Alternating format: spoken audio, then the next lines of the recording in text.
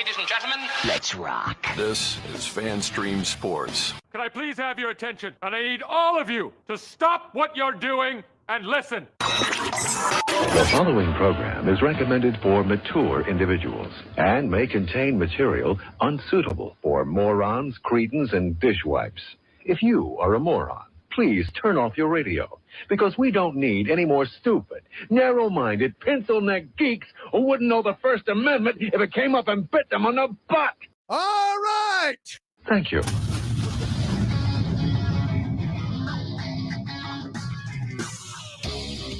Oh, yeah. Welcome into the Colby Sapp IndyCarTim show, that show that you've chosen to download and or will listen to live. And we'd like to thank you for it. By the way, if you have any comments whatsoever, if you're watching live and want to comment down below and whatever link you're using, we prefer you use the fanstreamsports.com page. But if you're not there and you're on YouTube or anywhere else, do it there. If you're not, you're listening to this on a downloaded podcast, 214-937-0569.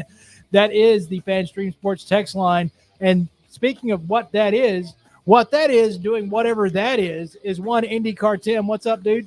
Dude, I still got it. Check that out. I don't think that you had it. It looks good on camera. Does it? It does to me. All right, then. Well, as long as you approve of you, I guess you're okay. It's the first time for everything. There is. I mean, no, you pretty much always approve of you. You know why? Why is that? Because I'm a catch, Colby. Uh-huh. Well, I don't know how to segue from what you just did to what I want to talk about, but ladies and gentlemen, there's been a new sauce that is top the charts of my food cravings list. Because we are sauce aficionados, for those of you that are new to the show. We are. We enjoy sauce, not Sauce Gardner. No, I mean, he's all good. right. Yeah. I don't not enjoy Sauce Gardner. It's got a cool name. I mean, yeah, it's a great name. But we're not Jets fans. No, we're not Jets fans. Thank God. Yes. Thank God for that.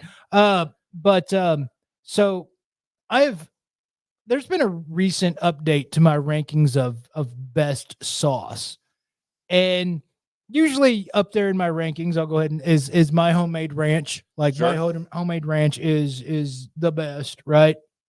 Is it a spicy ranch or a pepper ranch? It does have the jalapeno in it. Okay. I do like to roast some jalapenos and throw in there to kind of give it that roasted taste. Roasted jalapeno. Yeah, a little bit of Do that. you use like Hidden Valley Ranch seasoning to make it? I do when I'm short on time. Gotcha. I will, actually do all the right seasonings to go in there. There's nothing wrong with that. There's nothing wrong with that. Hidden Valley Ranch seasoning is great. So you can do that as well. But as far as sauces are concerned, and of course, most salsas are, in that list, but I found something better. That causes a craving deep down in my soul. And it'll surprise some of you to where to get this at. And believe it or not, it's at Wingstop. And it's not their ranch. It's not any of their dipping sauces or what have you. It is the sauce that they put on their spicy Korean barbecue wings. And you can get this on a sandwich or whatever, but I don't know what else to tell you except for it's amazing. It's a little sweet. It's not overbearing. Why? Like when you bite into something that's supposed to be your dinner and you're like, what? Why is it this sweet? It's too far. It's not that. candy. It's not that. It's not like you went too far on the orange chicken and now it's orange jelly on top of fried chicken and it's weird. No. It's still got the Korean barbecue taste to it. It's a little bit smoky. It's a little bit sweet. It's also got an umami base to it. I don't know what it is. I don't know. But to use a Guy Fieri phrase, you could put that on a shoe. You could put that on a shoe, and the shoe would also all of a sudden make the menu. So are you familiar with Buffalo Wild Wings sauces? I am familiar with Buffalo Wild So how Wings. would you compare this to my favorite sauce on the Buffalo Wild Wings menu is Asian Zing? 2 steps up. Like heat or sweetness, or Asian Zing's not very hot, but from a sweetness standpoint, sweetness, it's less sweet and more of the Korean, more of the Korean barbecue and or what would that be? It's not the soy sauce. It's the thicker version Right. of soy sauce. And I can't Hoisin sauce. hoisin. It's Hoisin a little sauce. bit of the hoisin in there with a little bit of the sweet, but then it has that real like Korean barbecue Right. edge to the hoisin. Yeah, no. And then it's got enough spiciness to it Right. that you can tell it's there. Okay. It's not like this I mean, it's not going to like overload your palate, but like occasionally you're going to have to go for a little drink here and there. Right. Just because there's a little bit of spice to it. But this now ranks like this may be number one for a little bit. So my favorite wing place ever is Buffalo Wild Wings. Okay. I haven't traditionally been a fan of Wingstop. Is that what you said? Wingstop, right? Mhm. Because early on in my goings there, all the sauces I tried, I didn't care for. A couple of them were just too peppery. Okay. Just too much pepper, and I don't mind pepper, but like to me, it was overbearing. So that when I'm turned off to a sauce, I'm turned off. Like it's going to take a lot for me to go back and try it again. I suggest you do this. I will go back and try this Korean sauce that you're talking, Korean barbecue, right? And it's a spicy Korean barbecue. Spicy Korean barbecue. Because I have one right by my house, and I never go there. Here's the thing probably you should do is instead of going in there, because since you're a Buffalo Wild Wings guy and getting their wings with the sauce on it, go with their chicken sandwich. Yeah. Oh my God. I do want to try their chicken sandwich. Go with a chicken sandwich and then get that sauce on the chicken sandwich. And I think that may move you over. As far as like actual wing places, and this isn't because I was at the Fan or whatever, I think Pluckers may be my favorite. I just don't go there enough. But yeah, no, that. If you go to Pluckers, you better freaking be hungry too. Yes. Dude, those aren't chicken wings. Those are chicken legs. Yes. Their drumettes are like chicken legs. No, they're great. They're great. And at one point, I'll go in there hungry enough to actually do at Pluckers their fire in the hole challenge. Yeah. I'm just never hungry enough because you got to eat like 24 of those wings. Yeah. And I mean, I can get through, 8 to 10 of them, but then I'm You're full. Yeah. I'm full. Yeah. It's not that, I mean, is the spice, really, really big? Yeah. No, the spice it's pretty kick ass. It'll rip you up pretty good. Is it enough for me to stop? No, it was just, man, I'm full. Yeah. I've done the blazing challenge at Buffalo Wild Wings a couple times, and their blazing sauce is hot. It's not the hottest I've ever had. No. But I think it's only like 13 wings in Right. whatever it is, 8 minutes, or I don't remember what it was now. I've done it twice, but it's been years ago when I still had a stomach. Okay. You think it's gone by now? I think my stomach's gone now. Yeah. Well, you may want to go get that checked out. I'm not sure. You don't really need one, right? It's like an appendix. They can just take it out and you're fine.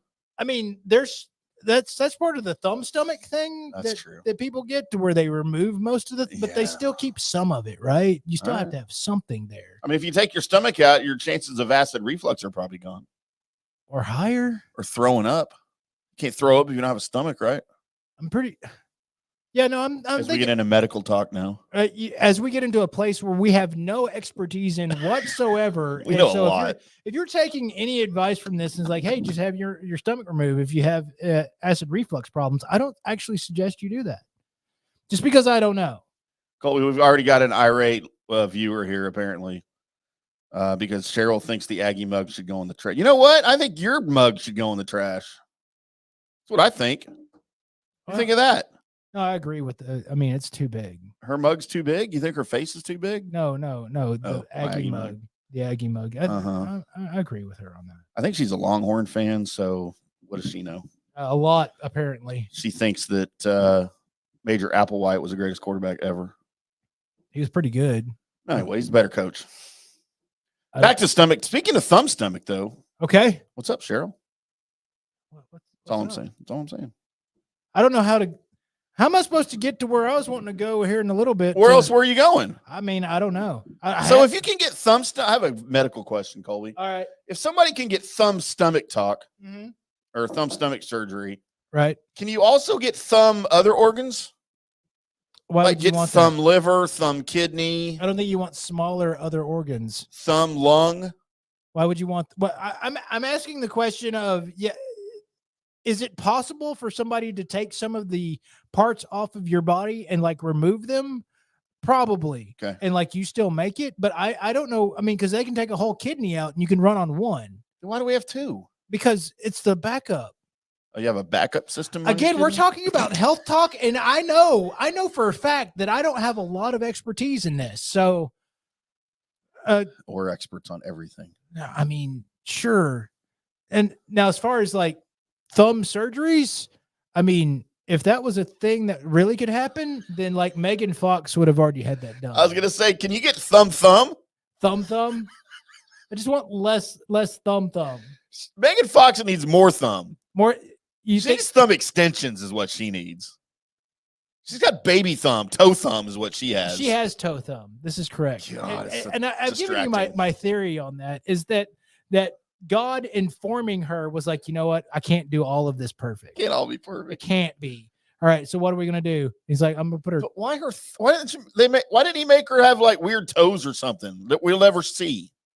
Or just knobby knees or something like that. Yeah, Like or softball make knees. her bow-legged. With priority is bow-legged, not naturally either.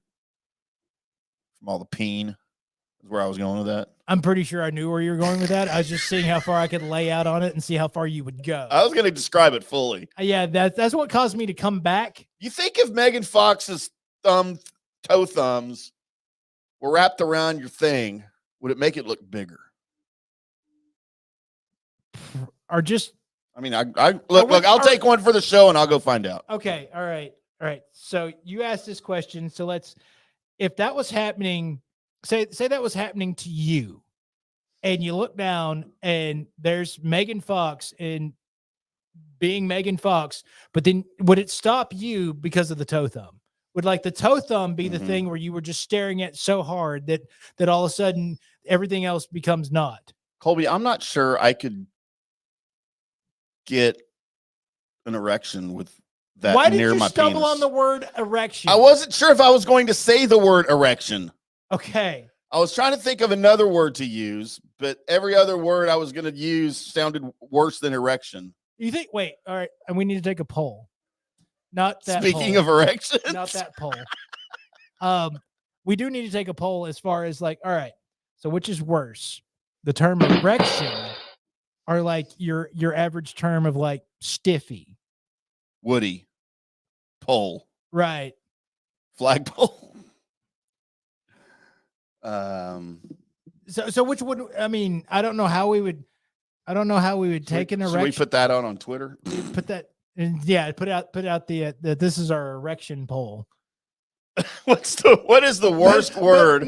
No. Make it the erection poll, but then have like a U.S. flag behind it, so people all of a sudden think it might be election We poll. misspelled election. Right. Oh well, there's our word right there. Instead of calling it an erection, let's call it an election. And so we We're Asians. why did you do? We were having fun. We were having fun. We're having fun here. No. Not, as now we're canceled. Congratulations. Somehow we made it through erection talk. Oh my God, that sounded bad because of what you said. Mark. But we made it through stiffy talk. Stiffy talk now. Yeah. Because now I can't get what you said out of my mind when I say erection. Election talk. What? You know what, Tim? Roll, Colby. Stop it. Nice erection you have. Who did you vote for in the erection, Colby? Oh my God. That was actually all right. Before I toss it to you, I'll go ahead and go with this. I got semi talked to one time. Ooh, you got a semi. No, not yet. It wasn't quite pulled into the office over at one radio station that I was working at. But I was told I probably shouldn't do that quite so much. So during a show, it got brought up.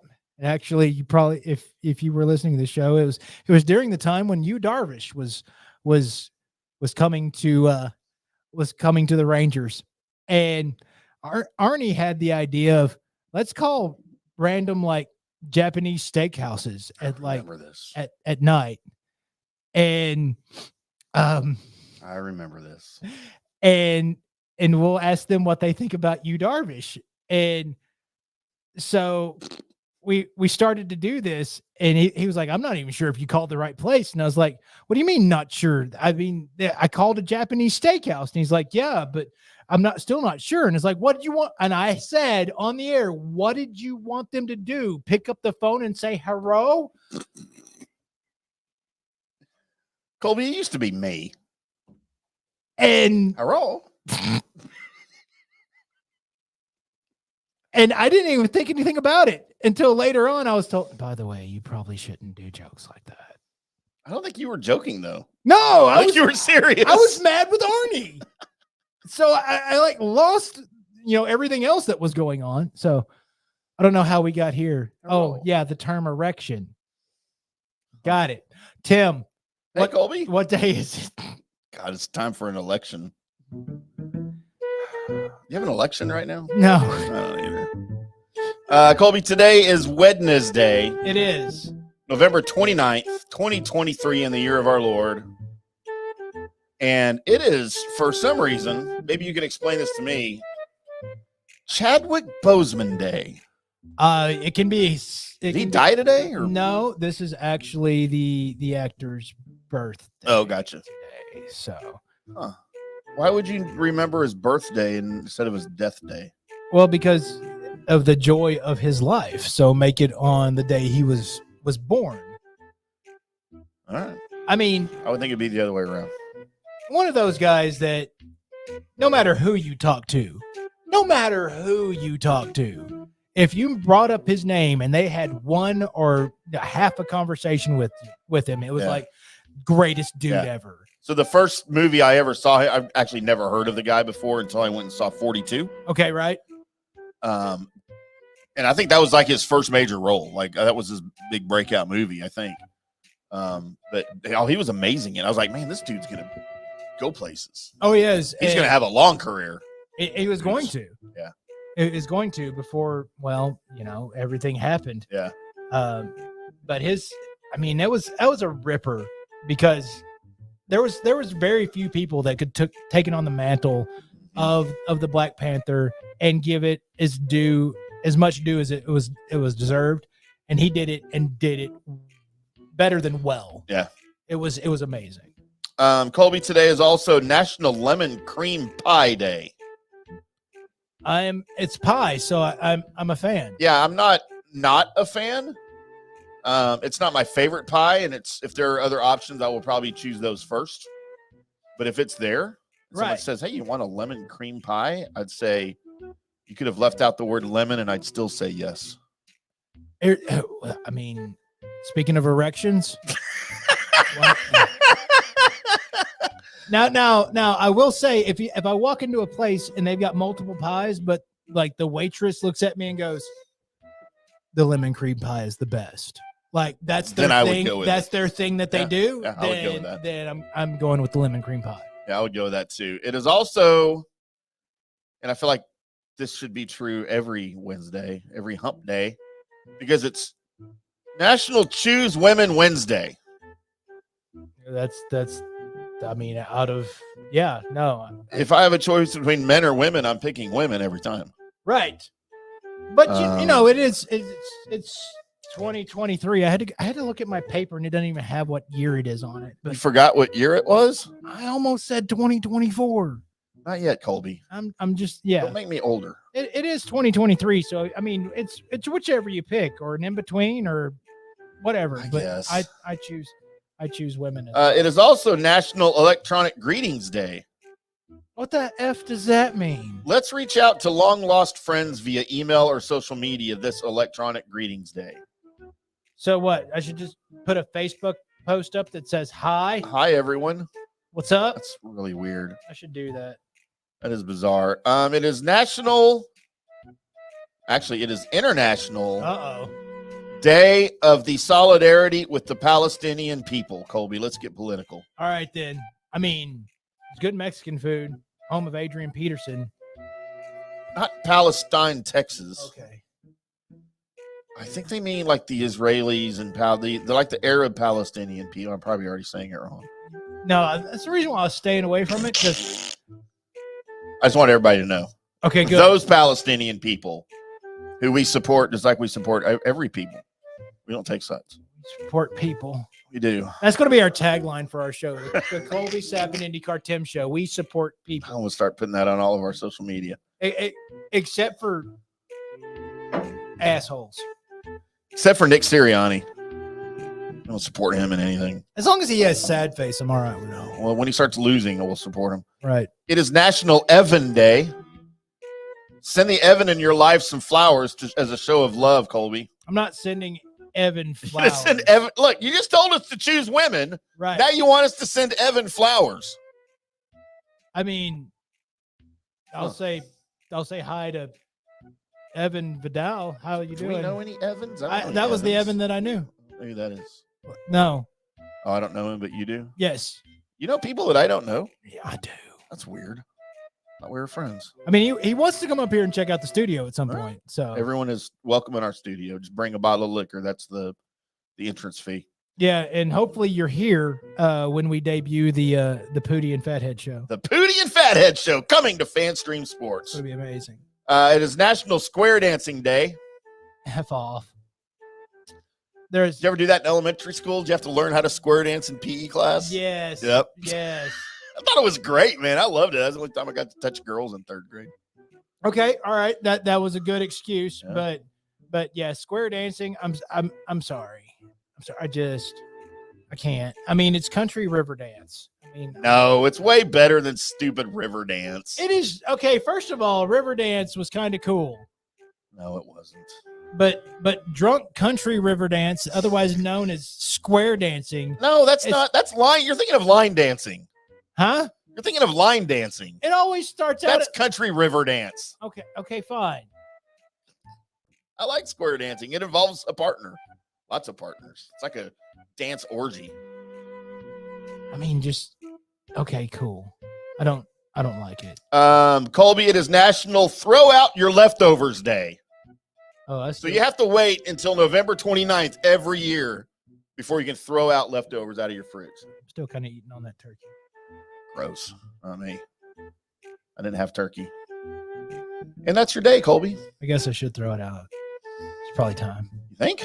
Yeah, you know. It's been a week, almost a week, right? Yeah, it has been a week. I guess there's gonna be a lot of stuff going to the trash. You didn't eat it all? No, I made Thanksgiving, and then like some people came by, but not as many as I made for. It's not that I planned for more. When I start cooking like big meals like that, it keeps going. And then I don't stop. Colby, let's get into a little bit of sports talk, shall we? Woo! It's time for the 720 Sports Report. It's a little bit late, but we won't tell anybody. Colby, first on our sports report list, and we will get into some Cowboys Seahawks talk coming up a little bit later.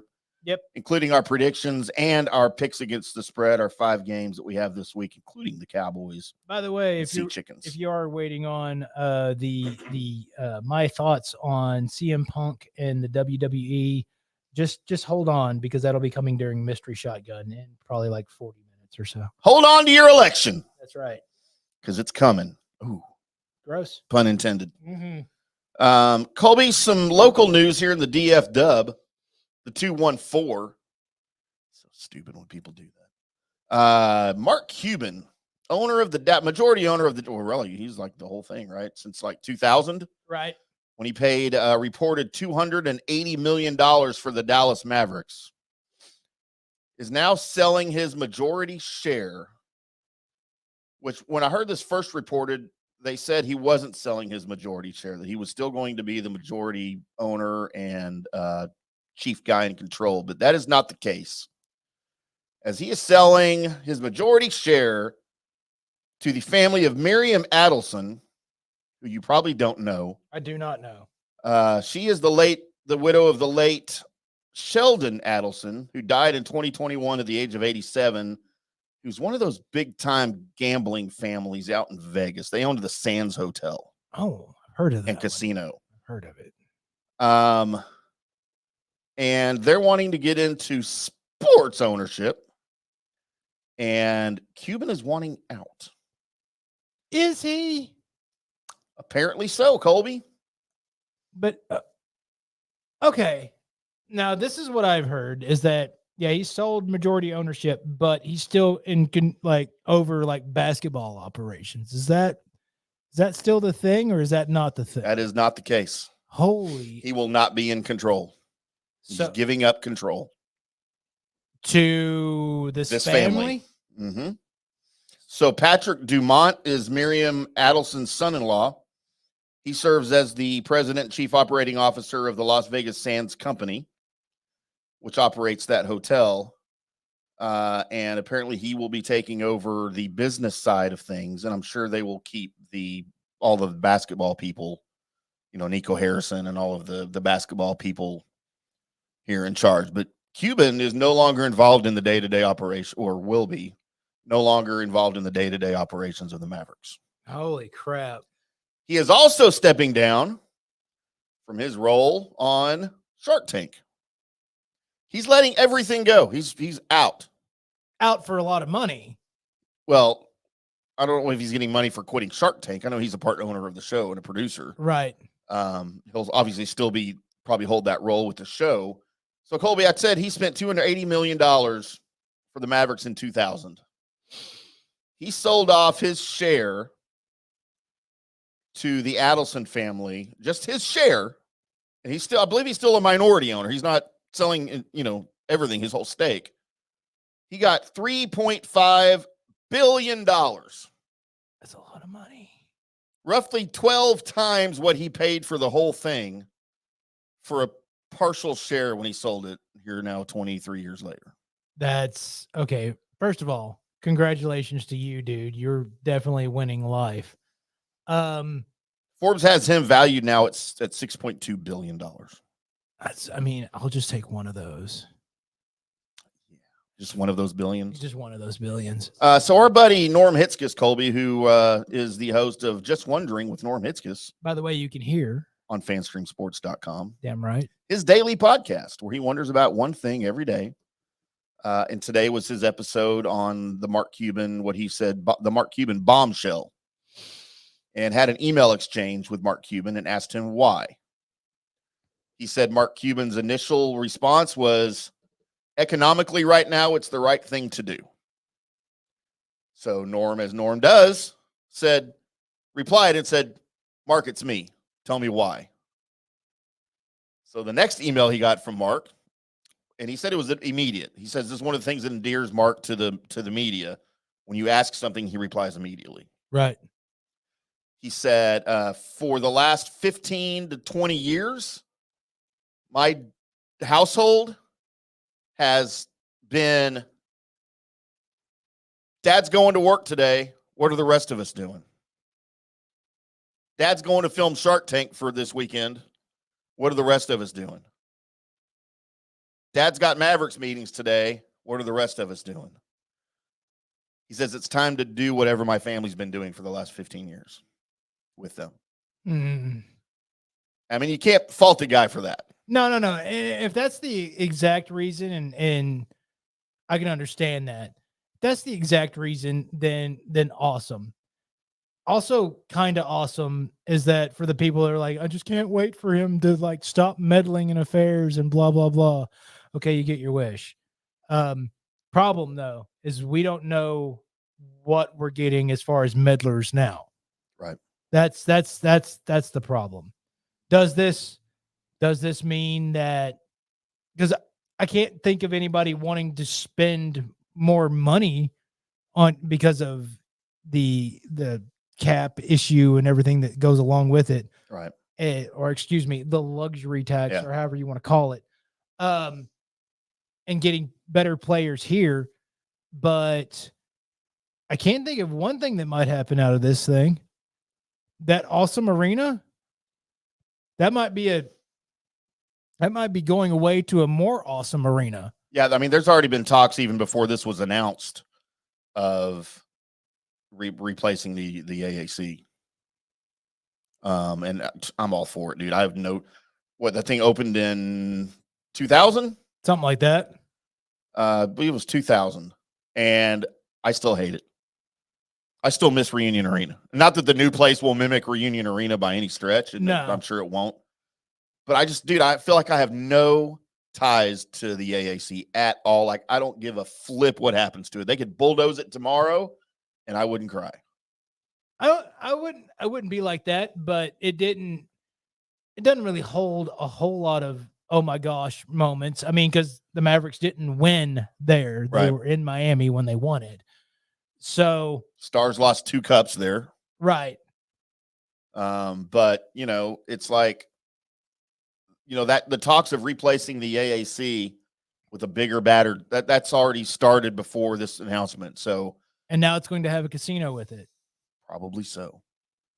So if you're reading into everything going on in this conversation, this of course would signal to me, as we've heard in the grumblings and a lot of the I won't pull back too far, but a lot of the conversations that we've had with other people kind of in that industry is that it's on its way and that gambling is going to be coming to Texas. Yep. I mean, this is why we have people from Vegas. They're a gambling company family. Right.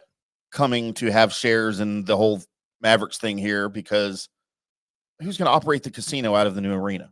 They are. Right. Surely this is forethought into that, right? Like, oh yeah, no, that's not a exactly where I was going. coincidence. So fire off all your signal rockets, just get ready.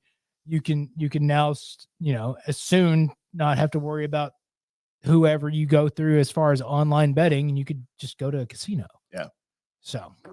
So Colby, real quick, I don't know why I mouth farted during the middle before of we that. move on,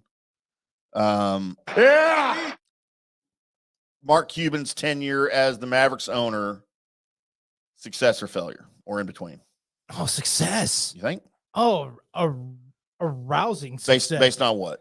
Based on the fact that he did something nobody else did. You're talking about the championship. The championship. Okay. But don't you agree that they should have had more?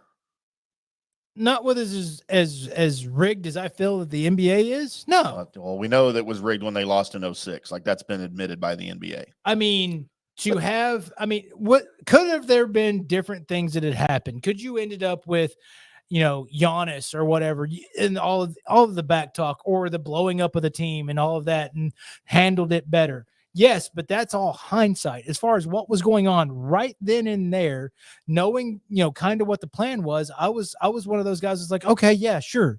If that's what you can go get at the time was those better superstars because you're smarter than everybody else in the room, do it.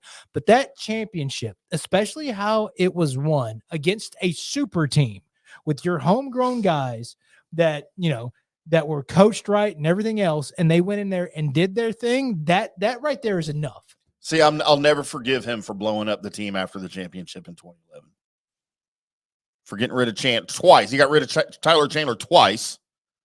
And I mean, sure, he'll be considered a successful owner in the, for sure. He will. I mean, there's no question. I've been out on Mark Cuban since 2012, waiting for him to sell the team. I've been one of those guys. Okay, I haven't. And the main reason is because throughout my whole entire life, watching the Mavericks, cheering on the Mavericks, going through all of that, the one thing that with the Rangers, just the same. Now you can't, I mean, no matter what else Ray Davis does, if that was the only thing was we got that championship, him and Chris Young could never do anything else wrong, no matter what they do after getting the Texas Rangers the World Series championship. And the same goes for Mark Cuban. No matter what you did throughout your tenure here, the fact that I got to see Dirk holding on to an NBA championship trophy, and I got to hear everybody that was talking smack about my basketball player, my dude. It's very similar to what we just experienced with the Rangers. Yes. At the time. Yes. But it was even more because Dirk was so homegrown. He was so everything. And it was like what you hear about Dak now with Dirk was he's just not this. He just can't do it. He's just a soft Euro. And Charles Barkley, he's terrible. All of that. We heard all of that. Barkley changed his tune real quick though. Oh, he did eventually because Dirk put and thanks to Mark Cuban putting that together. He was the owner at the time. We got Dirk. No, but he was the guy that was in charge when we won the championship. Oh, true. Yeah. Because made a champion. Let me ask you this: how do you think things would have turned out if the Mavericks never would have gotten Dirk? It wouldn't have been the same. If we would have kept Robert Tractor Trailer instead of trading him to Milwaukee for the Dirk pick. It wouldn't have been the same. And of course, that was all before Cuban. We're not going to credit Cuban with bringing Dirk here, but he certainly kept him here and made him a cornerstone of the franchise, which resulted in in my mind, resulted in 2 freaking titles. Because you had 06. You had it. You didn't get it. So as much as in your mind you want to think that, it's we got 1 title. Well, I mean, as an Aggies fan, I'm used to just making up I understand national titles and putting them in my brain, right? That's how we do things in Aggie land. Just over there. 1919, 1939. Big mean mugging. All right, Mark Cuban gone out of the NBA. Stay hard, Mark. It's nice knowing you. President Cuban. Yeah, there's speculation about that, although he denies it, but we'll see. He's not going to stay out of the line. His kids are all like teenagers now. What if what if it ends up being for your, I guess, I don't know which side either one of them's on, but for one party, you have Mark Cuban running for president, and running against him is if you smell The Rock. la, la, la, la. Oh, I know who I'm voting for. I don't even care what party it is. It ain't Cuban. It's The Rock versus Mark Cuban. What if they ran together Vice on the same ticket? Is it the Rock being Cuban is president and The Rock is vice president? What if you flipped them? Well, either way. Okay. I don't think Cuban would ever be a vice anything, though. Do you realize how close we would be to actually living in idiocracy? At that point? And how those memes would go? That would be amazing. How great would that be? So run for president, Mark. I mean, I'm not voting for you, but you got to do it anyway. And Rock. They can't run on the same ticket, though. They're not the same party. I don't know what parties are what, man. Cuban's a Biden supporter. The Rock is not. All right. I'm just telling you. So they would be on separate tickets. That's fine. Actually, there's been speculation out there. You want to hear some of the names that have been tied to Mark Cuban as running mates? Yes. Oprah Winfrey. Oh, I'm in. I'm so in. The Cuban Winfrey ticket. You know what? I'm in. And I'll tell you why I'm in. Because there's going to be so much things that happen that nobody's going to know what's going on with it, because they're going to be so far deep into whatever that they do that I'm not going to have a clue. All right, what about this ticket? Okay. Mark Cuban, Uh-huh. LeBron James. These are all names that have been thrown out there, okay? Not by me, because I don't give a crap. I think LeBron James somehow making it, whether he ends up being president somehow, I think that's more idiocracy than The Rock. Big time. I'm sorry. And then finally, I saw Cuban as the president on a ticket with Biden as the vice president. Okay, he's too old. He's going to be dead pretty soon anyway, right? He's too old. That's not a threat, by the way. Secret Service. It's just old. Why are we whispering? I don't know, because no one's listening anyway. Okay. So yeah, there's your Mark Cuban news. He's out. Yeah. Thank you, Lanite. I got you saying it now. You know. All right, Colby, what's 7:40? Let's just take our normal break like we normally do. All right, so coming up next, we got Sports Report continued with a little bit of Cowboys Seahawks pregame action, and then we've got your good, bad, and the ugly. That's all coming up on the Colby Sapp IndyCarTim show. Hello, sports fans. FanStream Sports. Hey, you like golf? There's a good chance you do, because I said so. But what do you need playing golf? Well, you need clubs. Right? Clubs, you need balls. The thing that people don't usually think about is that golf bag. And that's what most people see when they look at your golf clubs, like right off the bat. And if you've got a raggedy bag, it's not doing you any favors, bud. So get you a new bag. Go over to orca-golf.com. Orca-golf.com. Why are you going there? You're going there because you want a golf bag, but you want one that's kind of screams you. So you want to pick the colors. Well, you can use your own custom colors. Maybe you have a logo in mind. Maybe it's your logo. You're like Prince. You just have a symbol. That's the case, dude. You can get your logo on there. Your name, just get it done exactly like what you want it done. by actual designers. Nothing goes out of their factory without the approval of the founder, Erica Bennett, who is just brilliant. We've seen some of her bags. We've got one of them actually in the studio. You know what? Dude, it looks good. If you want other people to look at your golf setup and go, man, that just screams Frank. You want that? Then go over to orca-golf.com. Do yourself a favor and use the promo code DSP10 for 10% off and free shipping. I'll say that again, DSP10 for 10% off and free shipping. So do it today because Orca Golf is the best choice in the game. Hi, golfers. IndyCarTim here. I want to talk to you a little bit about Golf Central Magazine. It's not just a golf magazine. It's the magazine for everything: turf, travel, philanthropy, and lifestyle. Head over to golfcentralmag.com and check out the latest issue.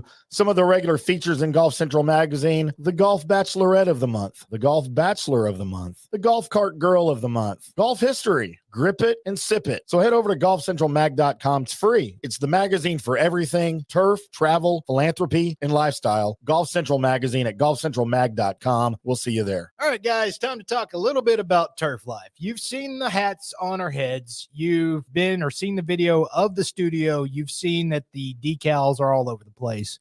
Turf Life. Man, it's the brand that salutes the consumer and industry players everywhere whose lives involve turf. What does that mean? That means if you play or have a business or, maybe you're a sports educator, you're going to be on turf at some point. So you live the turf life.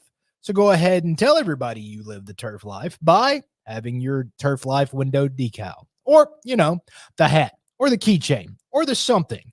Along that lines, just go to turflifeclub.com and become a turf head. That's what it's called when you live the turf life. You're now a turf head. And you can go join the club today, snag that window decal, or snag any other special Turf Life accessories and go over there to that website, which is turflifeclub.com, and get your stuff and show everybody that, man, I'm all about that turf life. And then you just kind of raise your coffee mug at them and go, yeah, turf life, baby. That's what it's about. And then that's the end of the commercial. Ding. That means it's done in microwave talk. Hey, listeners, make sure you check out the brand new FanStream Sports in-studio text line. You can reach us during any of our live shows or 24/7 at 214-937-0569. That's 214-937-0569. Text us 24/7, day or night, and we'll reply to you and make you part of the show. Coming back at you. Now, more FanStream Sports. Welcome back to the Colby Sapp IndyCarTim show right here on FanStream Sports on Wednesday night, live from the FanStream Sports studio in North Dallas. We got on hockey, we got Rangers and Red Wings, we got Dynamite, AEW. Yep. We got us. We do have us. And we got the menu over here on the other TV that we can't see. Probably Pat McAfee or something over there. I don't know what's on. Lots of fun going on this week, Colby. It is Cowboys and Seahawks week. That dreaded rivalry. It used to be. Was it? It was never a rivalry. It was back when They were in the AFC forever. No, but it was the Cowboys when they first actually showed up and you thought this team might be different. So when they went into Seattle and just out physical the Seattle Seahawks back in the day. Oh, back when Dan McGuire was the quarterback? No, Remember that? I do remember that actually. Mark McGuire's brother. Was. Still is. And who was it? The linebacker or defensive end for the Cowboys that ended his career before it got started and almost killed him. I forgot who it was though. Knocked him out of the game, and I think that was like the last start he ever made. Cowboys will do that to you. They might. Watch out. They might. Colby, the Cowboys' schedule is getting progressively tougher. It is. At 8-3 right now. You don't really have any impressive wins, I don't think. Would you call any of these wins impressive? They've won impressively. I was about to say over the teams that they've beaten because they've scored 100 points every game. Right. But would you call any of them necessarily impressive wins? The way they were happening, and were they going up against lesser teams? They were. But with their wins. But the way you're trouncing teams, just running up the score and just beating down like not only them, but like their future relatives are receiving some of that. That's a little bit impressive because it's still an NFL team.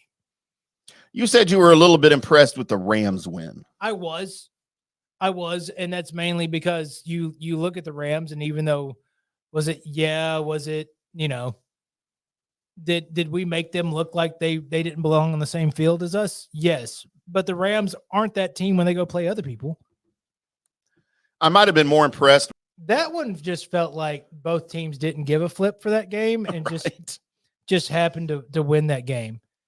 And I mean, thank God that Kellen Moore went over there so that their offense can look like it does. God. Did you know that he's being named, or his name's being thrown out there as a potential candidate for the Carolina job? Go right ahead. I'm like, based on what? Go right ahead. First of all, he's being mentioned alongside names like who is it? The Lions, Brian Jones, the Lions offensive coordinator. Right. Done wonders. Brian Johnson, the Eagles offensive coordinator. Right. Impressive. Former head man of AC/DC. I think he's doing both. Okay. What's his name? In Houston, the offensive coordinator in Houston. It's his first year. It looks great. He needs to do it longer before he's thrown out there with the head coaching job. I mean, I think not in this NFL, but not in this NFL, right? No. Where you literally get 8 games to prove if you're a head coach or not. But Kellen Moore has literally failed as a coordinator, and now people want him as a head coach. Of course. I don't get it, man. Well, we don't get it, but other people, I guess, get it. I don't know. He probably just has pictures of everybody's wives naked with other people. With Connor Bedard's mom. Right. Mm-hmm. We won't get into that. We won't get into that. At least not right now. Not yet. Maybe towards the end of the show when it gets darker outside. When she got parried. What? She did get parried, maybe. Mm-hmm. I had to find it. Okay. So, yeah, their schedule will get tougher as the Seahawks, I believe, your first team that you face that's over 500. It won't other than the Niners and the Eagles, which you lost. And won't be once you're done with them. They'll have a 500 record. Maybe. I'm still a little scared because I don't think – look, I'm not going to – we'll do our predictions later, and I'm probably not going to predict a Cowboys loss here. But I do think that it's more of a matchup problem than defensively for the Cowboys offense than some of the other teams they faced, just because of the type of defense they play. And it's going to be something that the Cowboys haven't necessarily dealt with much this year. Not that they can't overcome it. Again, right. Probably not going to predict a loss here for the Cowboys. I just think they may have some issues. There's going to be slight issues, and I'll get into it since you seem to be not as wanting to, because everybody already knows what I'm going to pick when we get to what our picks are. The main reason for, if you're a Cowboys fan, to have a little bit of trepidation is because the Seattle Seahawks run a primarily zone defense. It's not a man-to-man. Cowboys with their receivers right now and with what they're running out there will eat alive a man-to-man defensive style. The zone usually gives,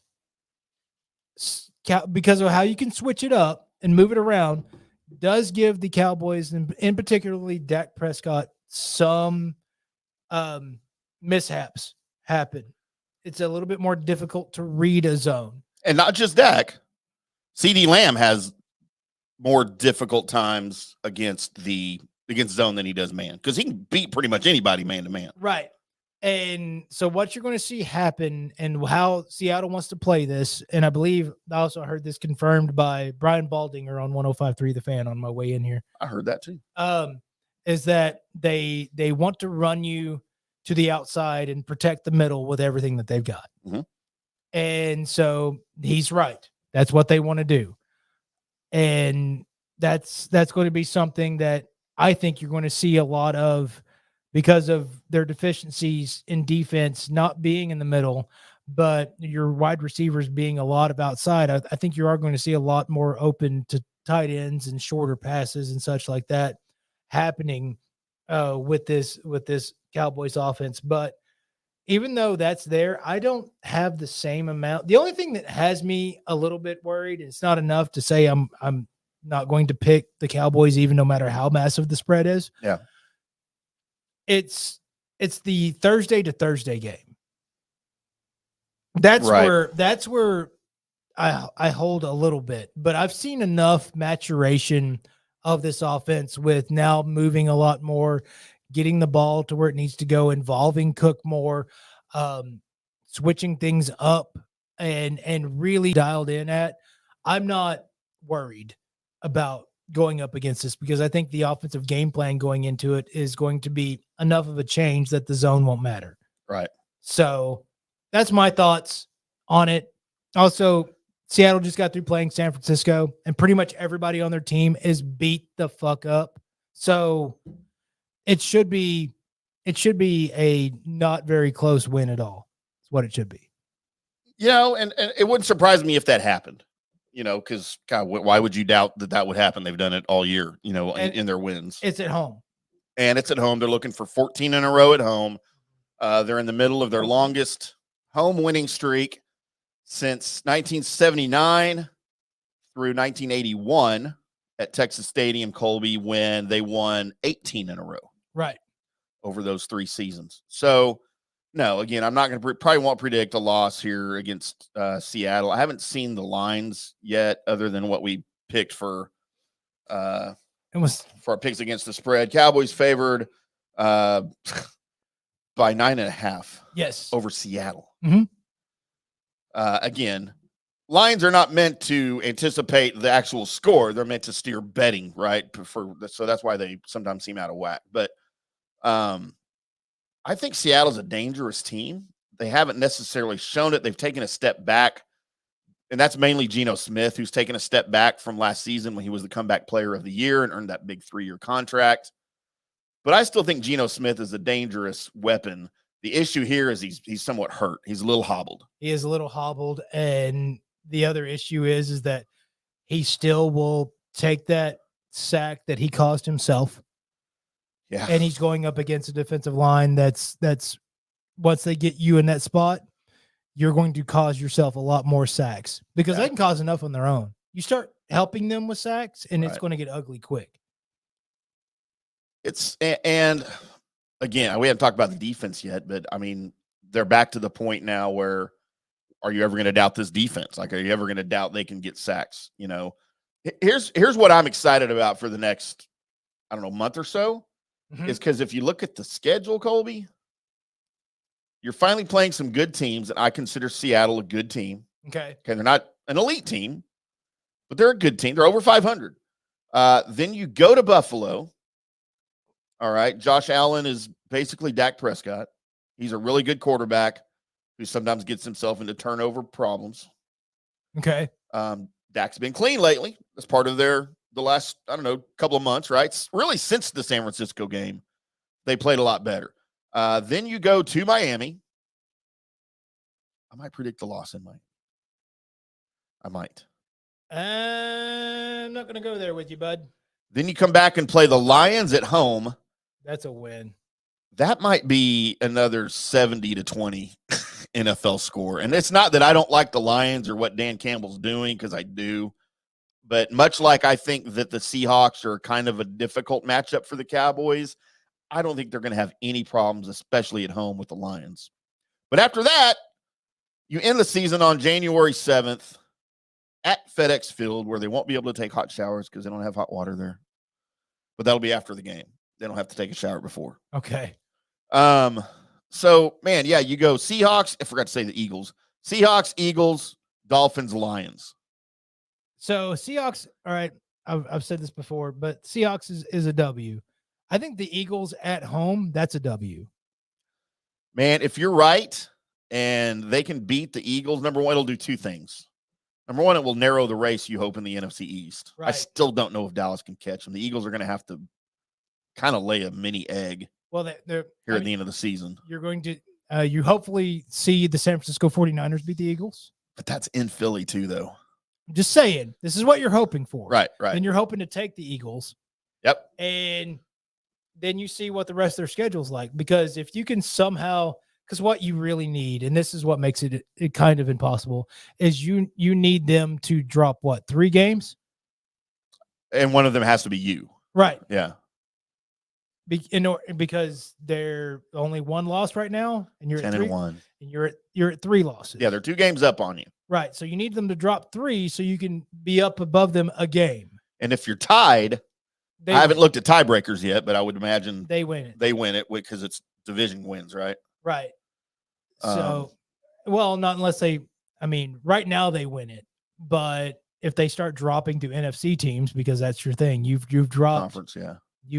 Your 3 losses have gone to NFC teams. Man, and I'm telling you, I said this in week 3 when they lost to the Cardinals. I said, man, this loss, as bad as it looked, could be the loss that comes up and bites you at the end of the season. And it's looking like that could be the case. That most definitely could be the case. But yeah, on the other side of it, if you somehow pull this off, this is the ray of sunshine that I have to issue out. You somehow pull this off. Can you imagine this team with a home playoff run with how good they're playing at home? I mean, that would be great. It would be. But I've got to see what they do here over the final month because they've looked unbeatable at home. But again, look who they've played. I get it. I can see the argument of that on both sides, right? I get why people say it. All right? Like, man, but they haven't played anybody. I get it. But you know what? They can only play who's on the schedule. They don't pick their schedule. Right. So I get that side of it too. I see them both, Colby. I'm arguing with myself internally. I have internal struggles. You know what? I'm fighting with my election right now. You don't have to walk that far away. It's not that big. You didn't even hear it hit the bottom of the table. No. So I see both sides of the argument. I just don't know where I stand on it. I just need to see, man. I just need to see. I need to see them. It would be nice to see them freaking wallop the Seahawks by 21 points. Right. I would love to see that. I'd feel a little bit better. And then you've got the Eagles. If they can beat the Seahawks big, and if they can beat the Eagles, I don't care big or small, I'm going to feel great for the stretch run. What if it's huge? Against the Eagles? Yeah, what if it's like it's Cooper Rush in the whole 4th quarter. And they just make the Eagles look stupid? Yeah. Like the 49ers made the Cowboys look? Right. Oh, I'd feel great. It'd be astounding. Then Nick Sirianni gets sad face walking off the field. He's just staring at what was the piss that was in his bladder is now on the floor. All over his pants. Looking at it. God, I hate Nick Sirianni. He just turns into Adam Sandler. It's just like, it's not cool to pee your pants. God, I hate Nick Sirianni so bad, dude. I don't know why I just did that. Can't even begin to tell you. I don't know. I'm kind of worried about the Bills game a little bit too. Because it's in Buffalo. Because it's in Buffalo in mid-December. It's probably going to be cold. I still call it Rich Stadium, but I guess it's not. By the way, they're getting a new stadium, dude. Have you seen the renderings of it? Good Lord. What does it look like? A spaceship. Nice. Like SoFi. I don't think they're putting a roof on it, though. Why would you not do that? No, because it's Buffalo. I know, but just I don't want a roof on it. When it gets to -8 degrees outside, then you play football. Just have a slight roof on it. Maybe like a hole in the roof? Yeah, maybe just like a bug screen. We already tried that. Well, that's what they have over SoFi. Just a bug screen. Bug screen. I'd like to get that screen job. What happened? Can you come put a screen on our roof? Sorry, it's a stadium. On our stadium. That one guy walks up with his little wire mesh blocks. And he's like, I want to be here a while. He gets a tape measure out. Yeah. That's not long enough. He just starts rolling out the chicken wire across it, just tossing it. Throwing it. It's just one guy. That'd be a great commercial.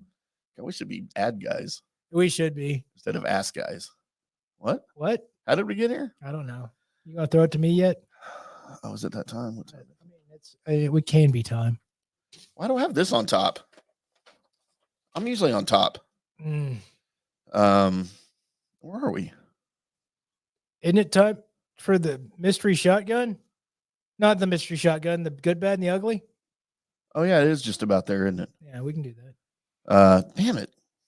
I'm getting lost with our new schedule here. You're the one that wrote it. I know, but at your command, you're the one that dictated it. What? Dictator.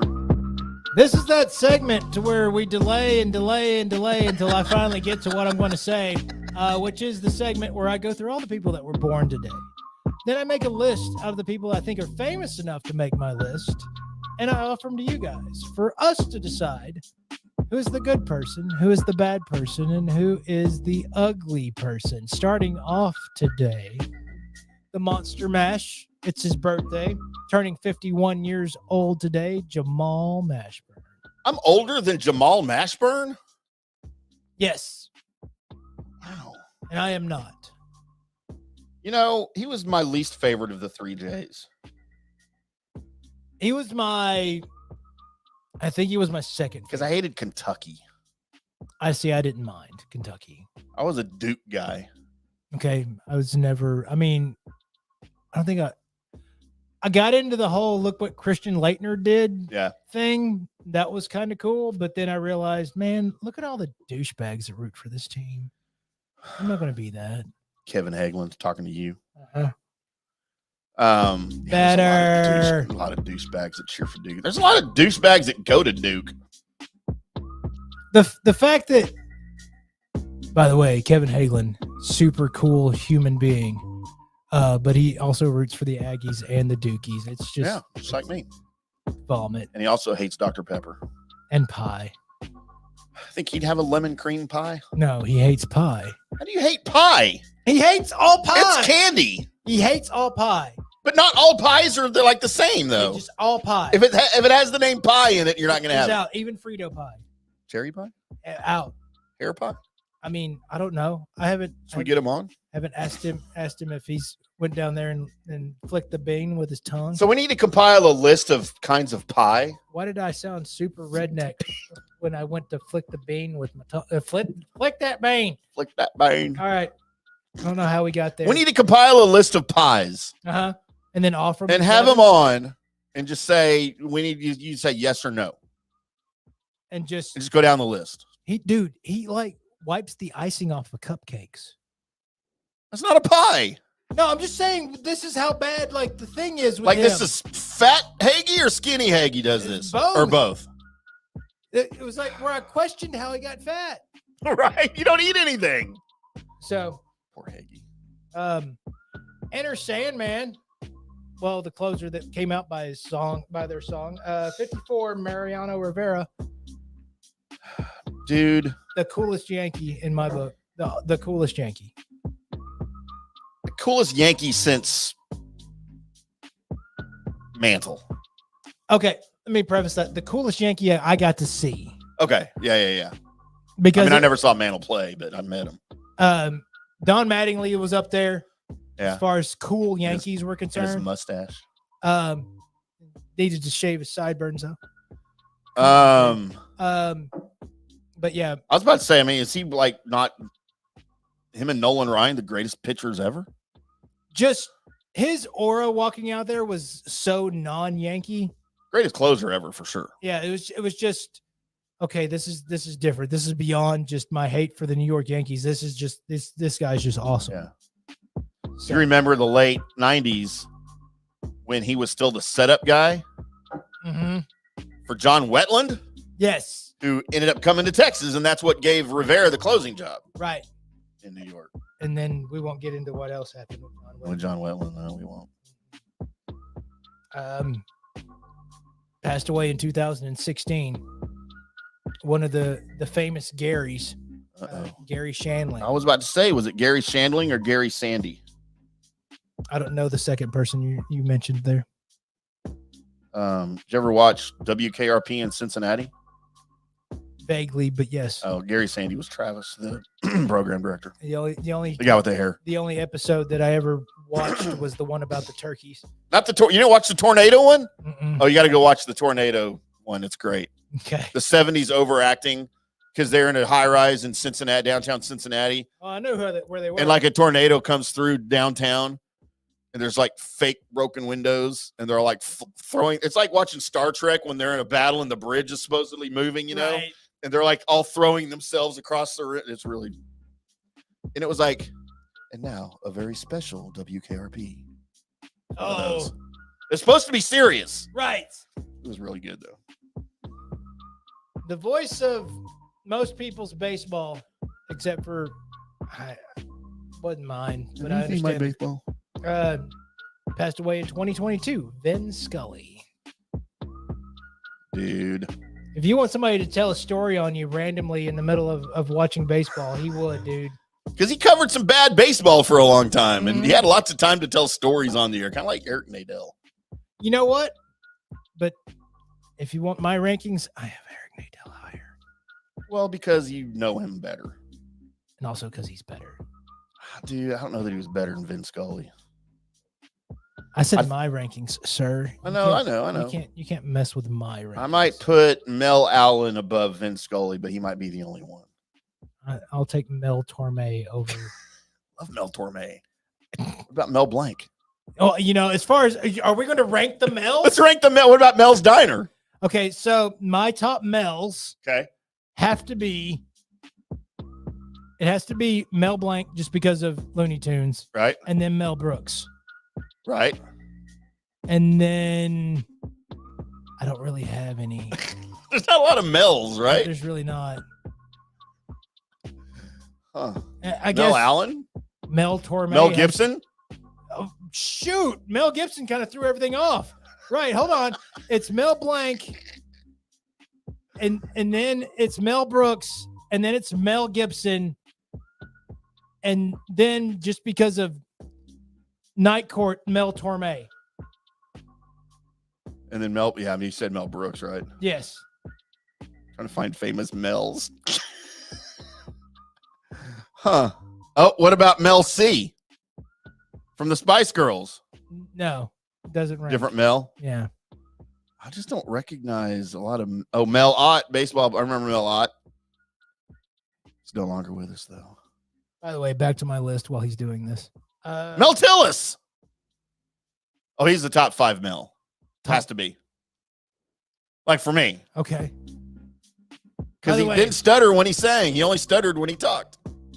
By the way, if you have a Mel that needs to go in the rankings, then let us know. C.S. Lewis passed away in 1963. And how do we know him, her?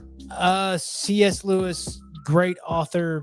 Lion, the Witch, and the Wardrobe was some stuff that he did. Or they did. Sorry. I just know. I've never actually seen a picture of C.S. Lewis. I just know the name. Could be a dude. Could be a chick. Don't know. We don't know. Don Cheadle is 59 years old. Ooh. He's pretty good. He's good in everything that he does. Like, even though he's going to play the same Don Cheadle character, it's perfect for whatever he does. Yeah. So I also believe that most actors play the same person every single time. Just pretty much, except for Joaquin Phoenix. Well, and oh my God, dude, that's in everything that I can't remember his name. He fought a bear. Benedict Cumberbatch. No, not Benedict Cumberbatch. He's in everything. Well, he's in everything. He's played a slow kid. He's fought a grizzly bear. Oh my God. He was in Catch Me If You Can. Leonardo DiCaprio? Yes, that guy can. Where are you going with this? Well, because of all the things I just named. Did he play a slow kid? In like one of his first things that he did. Huh. He just followed the Tropic Thunder advice of never go full. Never go full that. Mm-hmm. Anna Faris turns 47. Colby? Still would. She's top 3 for me. Wow. Well, that's a little high. Well, I'll tell you this. She was a top 3 for me before she had the work done. Because she's had some significant work done. I'm not aware. My Anna Faris is the Anna Faris from Waiting. Okay. And from The Hot Chick. Okay. I've seen Waiting. And recently, yeah, she's had some Why don't you dig up pictures while I bring you your next person on whose birthday it is today on the good, bad, and the ugly? It's Stephon Diggs. What'd he ever do? I mean, he's done. How old was Anna Faris? Anna Faris is 47. Okay, so she's not 50, so I have a chance still. Right. How old is Diggs? Diggs is 30. So here's Anna Faris from the Hot Chick.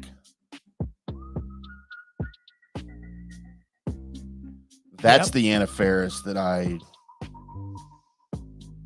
As we had dirty thoughts for. Sorry if you can't see this.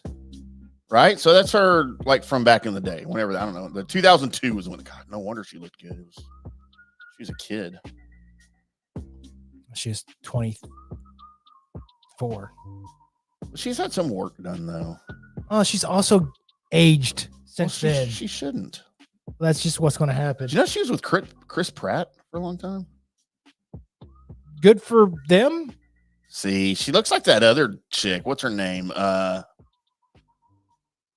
Don't look at my face for answers. It's not written here. Is it on your forehead? I can't see it. It's not. Is it tiny? Yes. The chick that was in Superbad and Easy A, Emily. Is it Emily? We should know more about, like, her. Who's that?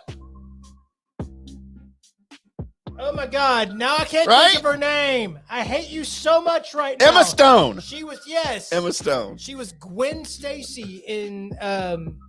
We couldn't see her face. No, it wasn't the voice actress. She was actually played Gwen Stacy in Amazing Spider-Man. Oh, I don't remember that. Yes. I still like cartoon Gwen Stacy. So that's she played Gwen Stacy in those because Andrew Garfield's Spider-Man didn't have a MJ. Mary Jane Had a Gwen instead. I approve. Russell Wilson turns 35, and soon we're going to have to start admitting that maybe Sean Payton knows what he's doing. Russell Wilson's still bad. I know they've won 5 in a row. Again, He's still bad. I think maybe Sean Payton knows what he's doing.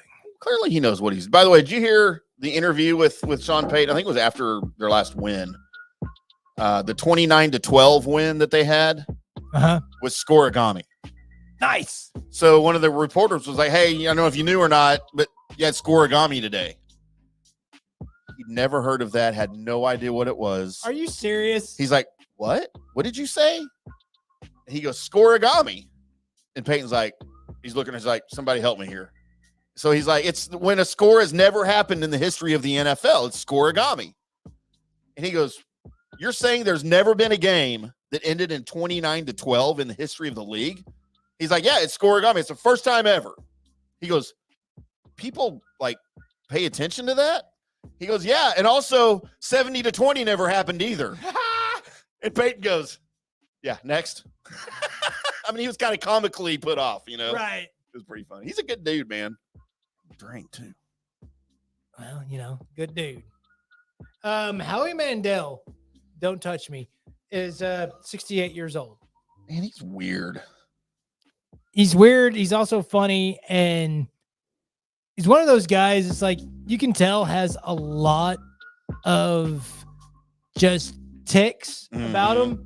But once he grabs a microphone, he is also very intriguing. When he was like younger and had the fro curly hair, when I used to watch comics back in the 80s and stuff, I thought he was great. Right. But the older that he got, I thought it was weird that an old guy acts like that. The fact, did you ever watch the cartoon Little Bobby or whatever it was? Bobby's World? Yeah. No, I never watched it. I hated that voice, dude. Just the fact that was a thing for a little bit. I hated that voice that he did. That guy loves Cheez-Its. I would do that for a Cheez-It, man. And finally, passed away in 2020, Chadwick Boseman. And we've already did our thing about Chadwick, but yeah, awesome. Are we eliminating him from contention for any of our good, bad, and uglies? I mean, he should just go in and because we know he's a good, right? Always a good, right?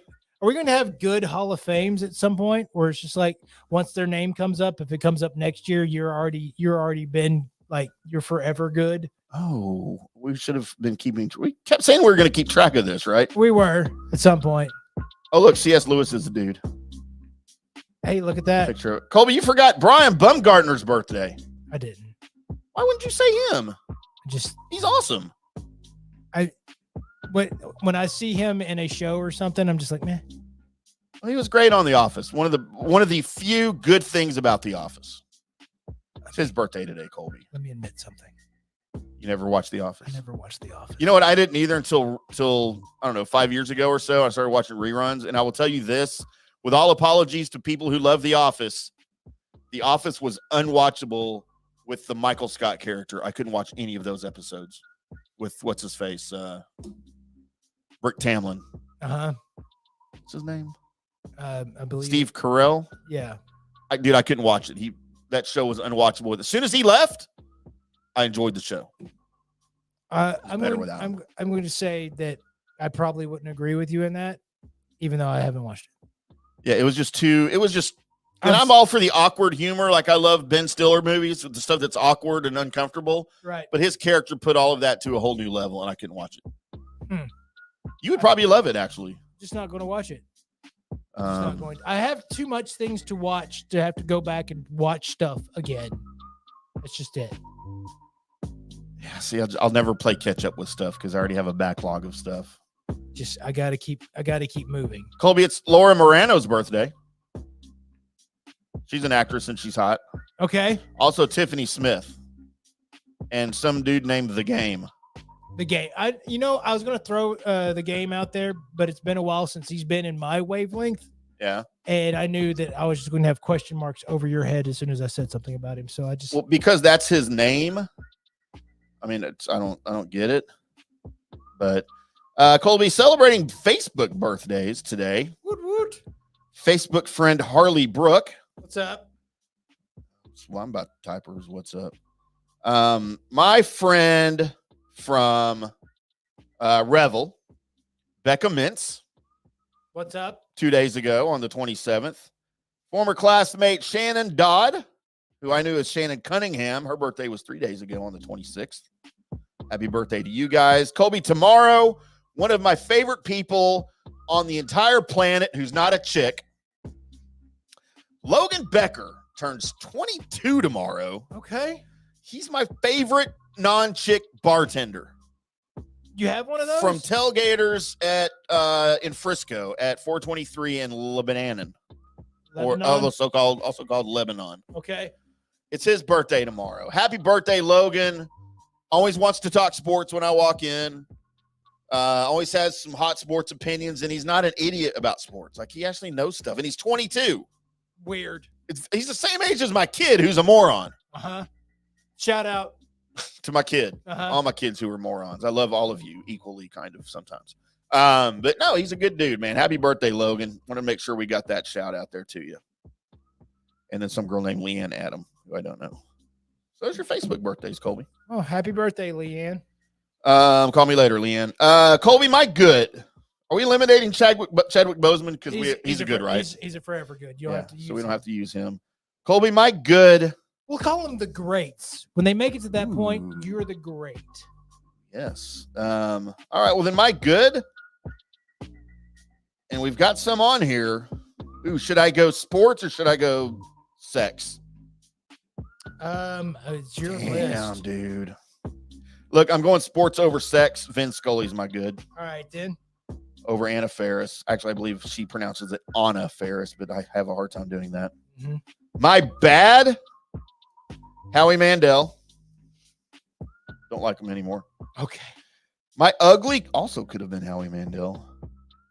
Colby, my ugly's got to go to Jamal Mashburn. Wow. I almost said Gary Shandling, but I didn't want to. Just because of Jamal's high cheekbones? Kick a dead guy. He's just ugly, dude. Just an ugly person. He was all cheekbones.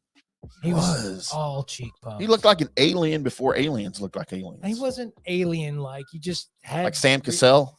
Yeah, that's an alien. No, his cheekbones were just like they were large cheekbones. You couldn't punch him in the eye because his cheekbones would get in the way. You just hit him in the cheek. That's right. So cheek. My good, and this is going to be very rare, but because I went on that small rant for a little bit and you're a New York Yankee, I have to give my good as Mariano Rivera. Okay. I have to. He's great. He's almost a great, right? Almost a great. Not quite a great.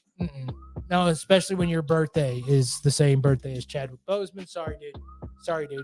It happens. We don't have one great per day. The great that owns that day. And it's Chadwick Boseman today. So my bad is how many more teams that sound like you're trying to tear apart Stephon Diggs? Everybody's trying to get him to come to Dallas with his brother. I don't want no part of that. I think that, I mean, I don't know if we have room for it with what we've got going on. We do. But we get rid of Gallup. I mean, great. But he's not going to play third fiddle to Cooks and Diggs. He's not. I mean, to Diggs, to Lamb. No, he'll play second. He better play second fiddle to Lamb because Lamb's going nowhere. He keeps getting better and better. Cooks is better than Diggs, though. So, no, not when Stephon Diggs is like, it's time and it's go time and he's not yet set. It's almost a TO like thing where he's like he's going to come in there and at some point it's going to rub the wrong way and he's going to have to move on. Yeah, I just don't want the collateral damage that comes with it, though. So, but right now it's Stephon Diggs is my bad and my ugly. It's got to go to Gary Shandling. And he was my second ugly. Just there you go, bud. So there's my good, bad, and ugly. There's Tim's good, bad, and ugly. And that's how we do it. And if you have your good, bad, and ugly, send it to us. We gave you the list. You know what to be looking at. So coming up next, we dial up, hopefully get an actual camera of Big Red, and we do our... Oh, he's on camera tonight? He might be, or he might not be. He might be via phone, and you might see a hilarious picture in his place. Yeah, we already put that on the screen, Big Red. You're not really showing us anything new here.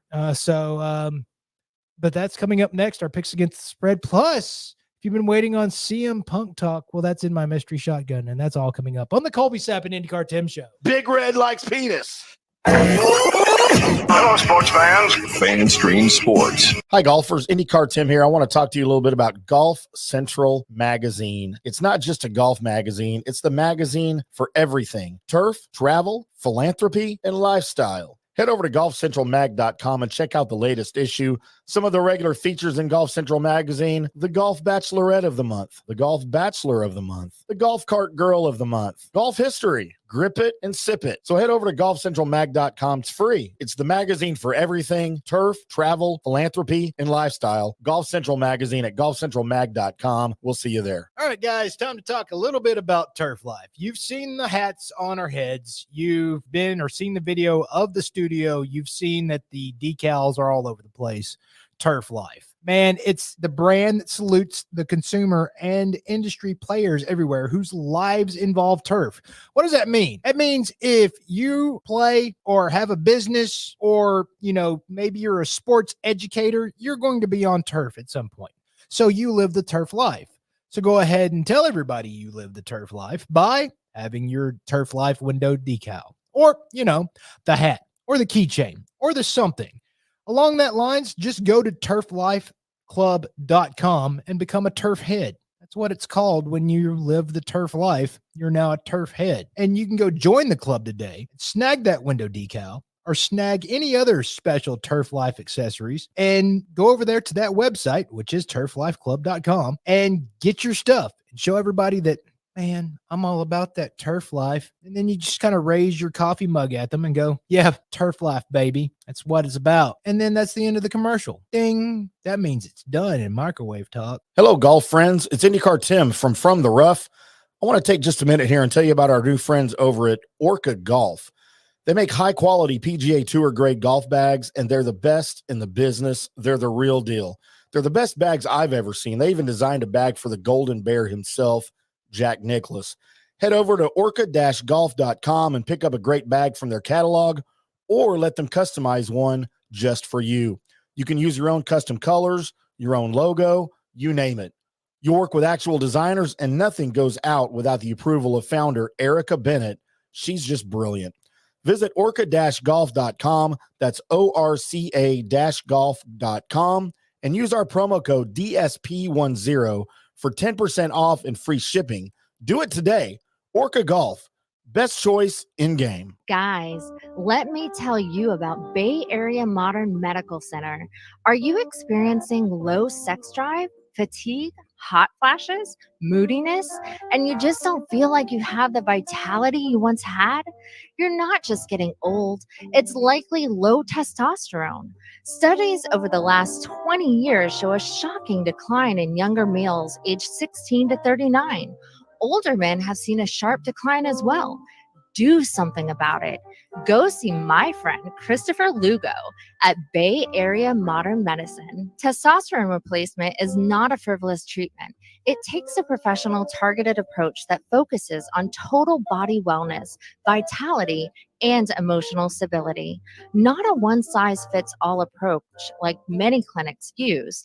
They will monitor your blood work and adjust your treatment as needed for optimal results. Call 844-977-3477 or go to BAMMC.com. Hey, listeners, make sure you check out the brand new FanStream Sports in-studio text line. You can reach us during any of our live shows or 24/7 at 214-937-0569. That's 214-937-0569. Text us 24/7, day or night, and we'll reply to you and make you part of the show. Coming back at you. Now, more FanStream Sports. Welcome back to the Colby Sapp IndyCarTim show right here on FanStream Sports on a Wednesday. It's Hump Day! Why are we yelling? It's Hump Day! Because of my election. Okay. It's a good election, Colby. It's good to have an election. Everybody needs a. Why are we so far away? I don't know, because it's a different camera. All right, cool. Is that better? Yeah, it was just like we were really tiny in the screen. How about that? That's that's a lot of red. So, Big Red, when you were going to be on the phone, by the way, joining us on our phones now, Grego, it's the great Big Red. Don't count out to A. He's in the building! What's up, boys? Yeah. What is going on? Joining us from the snowy summit of Monroe City, Missouri. Mm-hmm. It was, yeah, we did have snow on the ground Monday morning. Get me off the damn big screen. Yeah, How's that? we all do have matching haircuts now. I mean, it is straight up just bald. Yeah, Yep. but you do yours on purpose, though. We don't have a choice. Oh, well, I mean, that means I'm really all in. Uh-huh. That's what she said. He's here for real. He's I'm here because I want to be. That's right. So what was your deal with the phone earlier? Why do you have to be on the phone? I don't know. Just I was going to be up the bar helping Stacy, but just not there. So Well, you could be on your phone at the bar on screen. it's too loud up there, dude. Put your earpod buds in Mm-hmm. and have some scotch. I mean, he's probably That's actually Bullet. I was just thinking about doing a Bullet. Now, is it the rye or the orange label? It's the orange. It's the regular Bullet bourbon. Okay. I like me a good old fashioned Bullet. By the way, their rye is really, really good. I like the Well- rice straight though. I don't want to put it in an old fashioned. No. Hey, can you send some of that from your bar down here? Y'all aren't going to drink it up there. That's people in Monroe City don't drink Bullet. Well, this is actually from this is my stock From your bar. from my shelf. I mean, if I had a bar, that's right. Well, My women. that's what I mean. Speaking of women, how's Chloe doing? Working at the bar. Yeah. Yeah, but how's she doing? You know what I'm talking about. How you doing? It's good. Yeah, she's working out well, getting a lot of hours. Aaron left the bar. He has taken a job installing POSs for the company that we get our POS from. He started his job on Tuesday. So Yeah, he's a dude. We don't really care. What about Heidi? Hey, Heidi We don't care about dude updates. Heidi is around occasionally.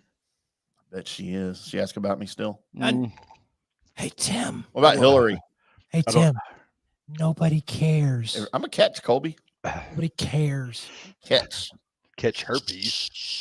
Yeah. Catch something. All right. You boys ready to pick some games? I mean, sure, let's do that. Pick your noses. Red likes penis. Do you have a fresh pair of panties on? Do you have a fresh Oh my God, it's on a loop now. What are you doing? It's on a loop now. How many times do you not know how to do this? I was trying to find some music. All right, cool. Now we got music.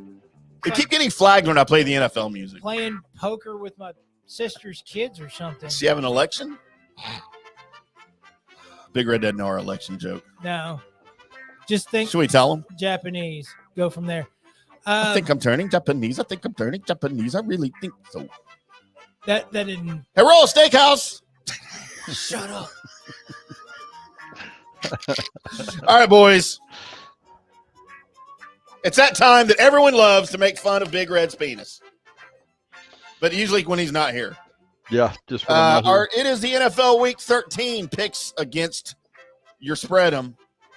We've got our 5 games here: Thursday night, Sunday night, Monday night, and then 2 random NFC East games. And they're not quite random this week, as one of them is big as it pertains to the Cowboys. But the first game, oh, by the way, Big Red, you're still in the lead. You got 3 points last week. Yeah, I knew it was tough. 57 points in first place is Big Red. The coin is in second place after 5 points last week at 56. Colby got 8 points last week. 8 at 55 points now. And then IndyCarTim, the legend of IndyCarTim, is bringing up her rear with 6 points last week. I'm all the way up to 48 now. I'm catching up. Yes. Closing Finally. in. I'm closing in on Chloe. She just doesn't know it yet.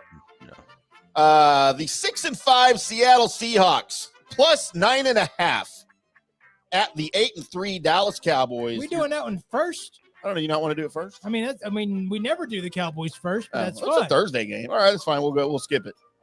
How about the 8-3 Miami Dolphins minus 9.5 at the 4-8 Washington Commandos with your total at 49.5? We do first place or we do first place first? Last place. You've always I've always went first when I'm holding up the rear, unless I'm we not. always do Big Red first time, right? Nope. Whatever place he's in. No. I think this week it's first place goes first. No, I'll go first. The Dolphins minus 9.5. I'm taking the Dolphins all the way. They're going to cover. And I'm also taking the over because they may score 70 again. I'll take Miami and the over. Next would be Colby. All right. Well, I will also take, man, that's a big score. And it's not in Miami. But I'll take it. I'll take Miami and the over. Miami and the over for Colbra. Just copying me now. Well, then the coin is too, because Miami's first, so they're heads, right? I didn't flip it yet. Okay. All right. So the coin heads is Miami, tails is the Commandos. They're going tails. Going tails. Washington, and then heads is over, tails is under. Tails too. Washington and the under, Big Red. What says ye? I'm going to go with the Commandos and the over. Wow. Wow. Are you a Sam Howell believer? I don't know that I'm a Sam Howell believer, but I just think that they can do enough and keep up. Hey, we got a shout out here, you guys. Woot woot. Look at that. Jebediah Longshanks. Waterbed making you an go. appearance. Nice. Well, have fun at the game and send us pictures. Mm-hmm. Maybe bring me a couple of cheerleaders back, Jeb. Good to hear from you, though, brother. Been a while. The Jebinator. The Jebinator. I never got the story why he's called Waterbed. I'll have to ask him on the air sometime. Yes, that is an on-the-air story for sure. We'll figure that one out shortly. Next game, boys, Sunday at 3:25 Central Time on Fox. It is the 8-3 49ers minus 2.5 on the road at the 10-1 Eagles with a total of 46.5. Boys, this one could get ugly early. I'm going with Nick Sirianni's eye black. Okay. And the over is what I'm doing. What is the point total again? 46.5. I am going with the San Francisco 49ers God. It's tough, man. This is a tough game. I think I'm going the under on this one, bud. And the under. The coin shall speak. President Washington, what says you? Oh, heads. It's going 49ers. Yep. Heads is over, tails is under. And it's going over. President Washington says San Francisco and over, Big Red. What says you? I believe I'm going to follow the president and go with San Francisco and the over. I figured that Colby and I would have the same pick, and it'd only take us 2 picks to get there, but we ain't done it yet. Not quite. Mm-mm. Finally, we have, or not finally, but now we have the Sunday night game, 7:20 on NBC Central Time. The 8-3 Chiefs -6.5 at the 5-6 Packers. Watch out for Jordan Love, guys. I'm telling you, future Hall of Famer. 41.5 is your total. As the not first place guy, I will go first on this one. As I have the Packers. And I have the underwear. Okay. I am going to real quickly just say that it's the Kansas City Chiefs and give me the over. Kansas City and the over. President Cherry Tree Washington. Heads is the Chiefs, tails is the Packers. Oh, Going Packers. going Packers. Coin's been slipping a little It bit. has after doing like 9-0 the first 2 weeks. Right. And then heads is over, tails is under. Green Bay and the over. What about you, Big Red? Well, Tim, I'm going to follow you and go Green Bay and the under. You're a good man. Chiefs just aren't rolling. It's probably because I've got Mahomes as a quarterback in a fantasy league, and This is true. whenever Dak Prescott is putting up better fantasy numbers than Pat Mahomes, then The world is right. I mean, well, the Hey, fantasy Pat- world is fucked. Patrick Mahomes is no Dak Prescott. Come on, let's just quit that right now. It's ridiculous talk. What's he ever done? Stop. Give me a break. Who would you rather have, Daniel Jones or Patrick Mahomes? Give me Jones. I'm looking for the future payoff. I'm not even going to. Yeah, your future payoff is Fucking stupid. 0.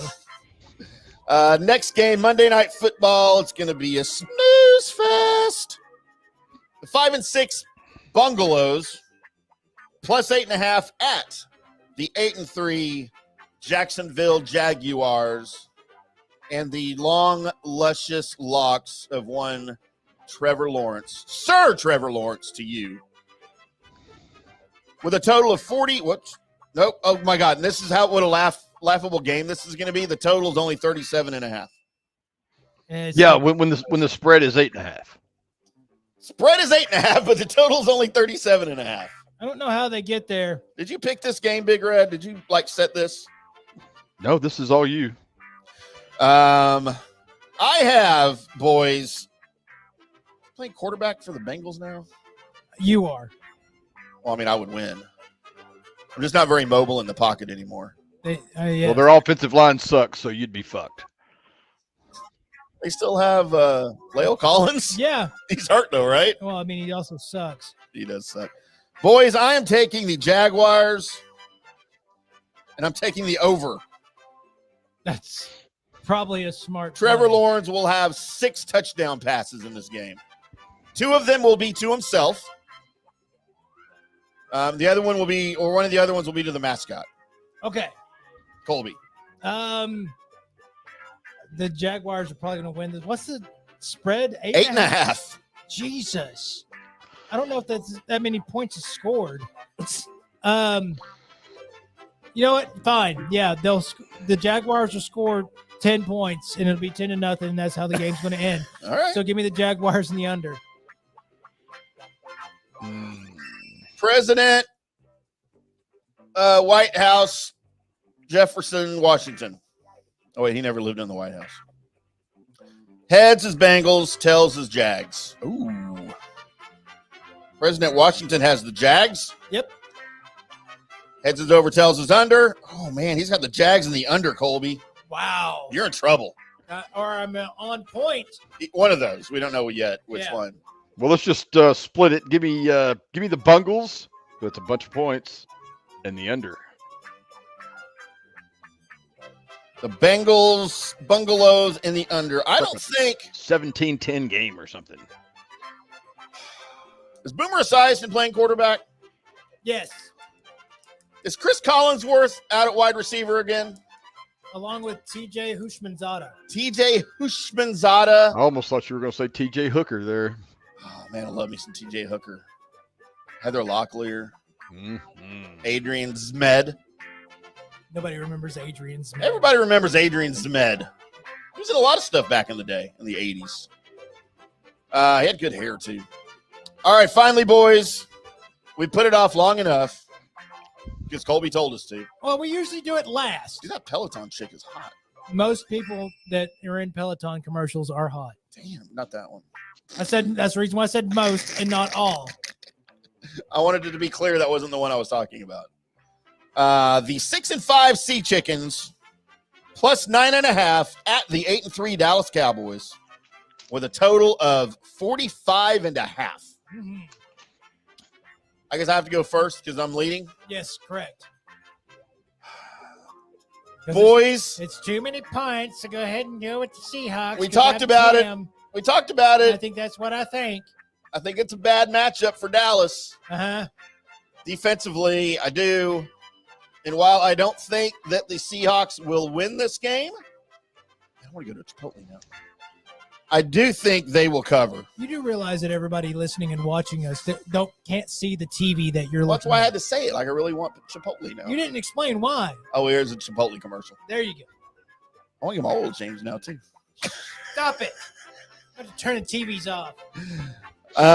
Boys, I've got the Seahawks, and I've got the under. It's like trying to interview Jerry Jones in a sparkly room. Good morning to you. Squirrel. Squirrel. You shouldn't have to ask me. Just it's the Cowboys in the over. As if you've done that every week, except for one. Except for one, the San Francisco game It was or the Eagles game. It was no. It was randomly. I picked the Cowboys in the under, Probably for the Rams or some such. and the over, of course, happened. Of course, the only time probably because Cowboys can't score. Colby, All right, President Washington. Colby, how many times have you been right with the Cowboys over pick? I'll tell you here in a minute. I have all the picks. But first, George Washington would like to say something. Most of their home games. Good morning to you. He sounds just like Jerry. George Washington says, probably was Jerry. The Seahawks Gross. and the election over. All right. Which takes us now to Big Redness for Big Red. the Turf Life final pick of the week. We got the final pick sponsored. Oh, nice. I, too, am taking the Seahawks because that's a bunch of points and the over. Wow, you and the coin. Where are my picks? They're in your backpack. They're in the trash. Let's take a look at Colby's picks briefly, shall we? Just the Cowboys. Right. Going back to week. That was when my printer didn't work. All right, Colby, starting in week 1. What that is. The Cowboys. Only home games, right? What we're interested in? Oh, no. Usually pick the Cowboys. All right, in the yeah. over. Cowboys and over. You scored 1 in week 1. Cowboys and over. You scored both in week 2.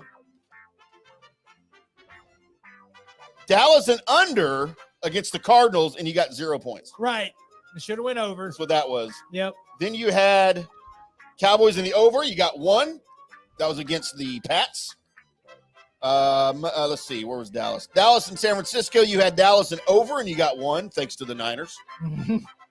Week 6 against the Chargers. You had Dallas and over. You got 1. Week 7, Dallas was off that week. Week 8, you had Dallas in the over. You got 2. That was against the Rams. Week 10, you had Dallas in the over. You got 2. That was against the Giants. I don't have week 11, but week 12, you had Dallas in the over. You got 2 points. Doing all right. So there you go. It is what it is. Fair to Midland. So Fair you to Midland. are 12 of 18 total on your Cowboys picks.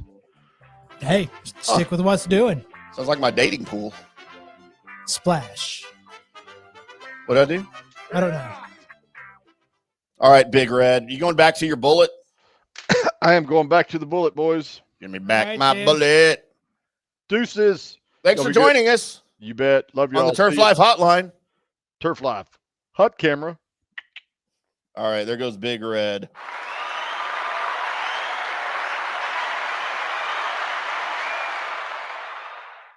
Oh, Big Redness. What do you think about those NFL picks, Colby? I mean, they happened. They were certainly happening. There's things that are going on. There's a lot of things going on that I would like to talk about as soon as you hear this music.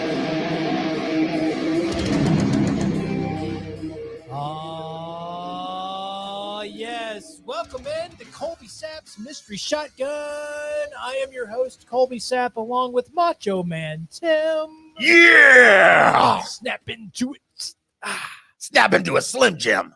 He is also Pod Racer Tim, but today we are going to do a little wrestling talk. I will get a couple of tidbits out of the way as it looks like the foreseen prophecy of Aquaman and the Lost Kingdom not doing well, as it's been projected by a few of these guys that do this for like saying what it looks like a movie's going to do its opening weekend.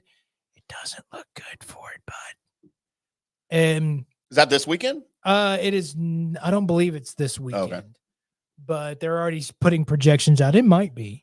It might be this. Shane wouldn't weekend. have any way to confirm that. I mean, it's the internet. We could probably confirm it, but projections are out there that is probably going to make somewhere between, I don't know, 30 something and 40 something $million this weekend, which is not good. No, the budget was like $8 billion. As $205 to $206 million they put into this movie. So Sounds like my divorce. So your opening weekend is not looking good for all. December 22nd, Colby.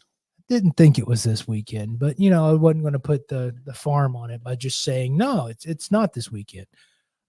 So just because of that, the prognostication of me telling you that after it's out for a couple of weeks and it looks like it's failing, you will hurry up and hear your Lobo news, because they'll need to put something in front of it so that Momoa's star doesn't fall because of the movie falling. Right.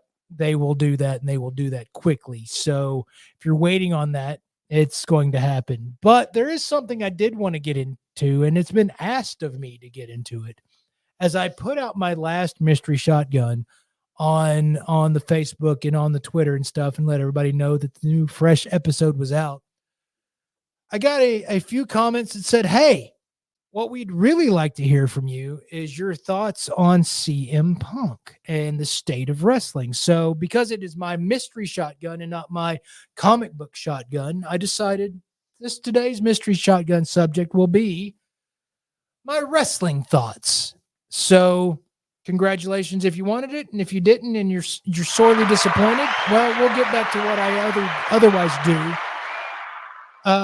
in the next episode, because I am interested and we're getting into it. For those that aren't aware, if you were wrestling fans, but somehow your social media and or everything else, you were under a rock, the last WWE pay-per-view was a big one. They were in Chicago, and they had the War Games going on during the middle of it. And another thing besides the return of Randy Orton, which was my favorite thing that happened, and also the return of R-Truth, you had another return that happened that threw everybody that wasn't on the inside listening to insiders going, the hell? What is going on? And that was the return of CM Punk. Now, I did explain to Tim the reason why it was such a big thing was because CM Punk left the WWE with pretty much epic pipe bomb exploding the bridge on his way out, Vince McMahon swearing he will never work for this company. So Tony Khan over at the AEW kind of fumbled around with this very popular character and ended up letting the locker room blow up about twice to 3 times as far as what is announced to us. And CM Punk was fired from AEW. Like right after the WWE said, yeah, we'll take you, guy. Come on back. And so being the pay-per-view and being in his hometown of Chicago, you expected a pretty big pop to happen when CM Punk entered the building. What happened was one of the biggest pops that I have seen in a long ass time happened in that arena. The whole thing exploded. And that's a pretty good thing to see. I do have some, I've used this word a lot, trepidation going into the arrival of CM Punk. And I know everybody's super excited about it, but I don't know if I am or not. I really don't. And the reason being is that the WWE has had a couple of big pushes in my eyes here recently that I felt like went nowhere, right, and continue to go nowhere. And hopefully they change that. And they're playing the long game, as some of the commenters said on my post when I started talking about it. You've had the push for Cody Rhodes to where he was going to finish the story of, his daddy never held the belt and he's back in the WWE and they're going to push him and he's going to end up holding that world championship belt over his head and something his daddy never did. And he's going to finish the story. And that's been kind of put on hold, and Cody Rhodes has been put on the back burner. And then, as I've told you, my current favorite wrestler every time he pops up is LA Knight. They've had his big push, and then they had his championship chance, and he lost to Roman Reigns. And they didn't really finish that push. And now you have CM Punk coming in that some people are figuring is about to get a big push to be, the number one guy. Right. Because one thing that is for sure for me happening is the reign of Roman Reigns has to come to an end, because it's like he's wrestling like twice to 3 times a year. That's it. And your champion really can't do that. Not anymore. Not as much as you're counting on ratings. He shows up, but his actual wrestling is just not happening. It was the reason why they created another world championship belt. So you have your Raw belt now and you have your SmackDown belt. And Seth Rollins is holding the Raw belt. So you have 2 belts up for grabs. And in my mind, you have 2 big pushes you need to do. Now you have CM Punk. Well, during the end of Raw, when CM Punk has the whole last 10 minutes of the show to just have a microphone in his hand and just talk to everybody, he starts building his heel qualifications on the microphone. And he was saying all the right things, like, I'm home, I love everybody, everybody loves me. But in the middle of that, you started to see a developed war happening between him and current belt holder Seth Rollins. Right. Was happening during this, to where you can tell that's building up.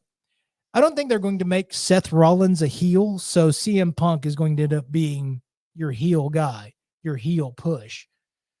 And I don't want to see CM Punk come back, get his title shot, and win the damn thing. After seeing 2 pushes go wrong, and then have a heel show up just fresh from being at another company, and then come in and all of a sudden just take over one of the belts. I do not want to see that. I understand that they've been building up Seth Rollins' back injury and such in a couple of the fights. So giving him a reason to step down for a little bit to recover is probably in the cards if you're building that up that far. But I don't want to see the next reign of the Raw champion, as I call it, or the Red Brand champion, be CM Punk. Because I'm going to be honest with everybody. As I don't know why I have to say that. I'm always You're that. always honest, Colby. That's why we call you Honest Colby. CM Punk doesn't do a whole lot for me. He didn't when his trip to being, the next superstar was happening, not just your star in wrestling, but your next. He was on a path to be there for a little bit, to be your next Stone Cold Rock John Cena. Mhm. He was on that kind of path in my book. Undertaker. He was on that path and then just stopped and just didn't. There's not really that guy that's ready to go on that superstar path. There is, some guys that could do that with a little more push, like Cody Rhodes, like LA Knight. There are those guys that could do it. Sometimes I'm not sure about LA Knight's mic skills, if he could totally do it, but I really want him to.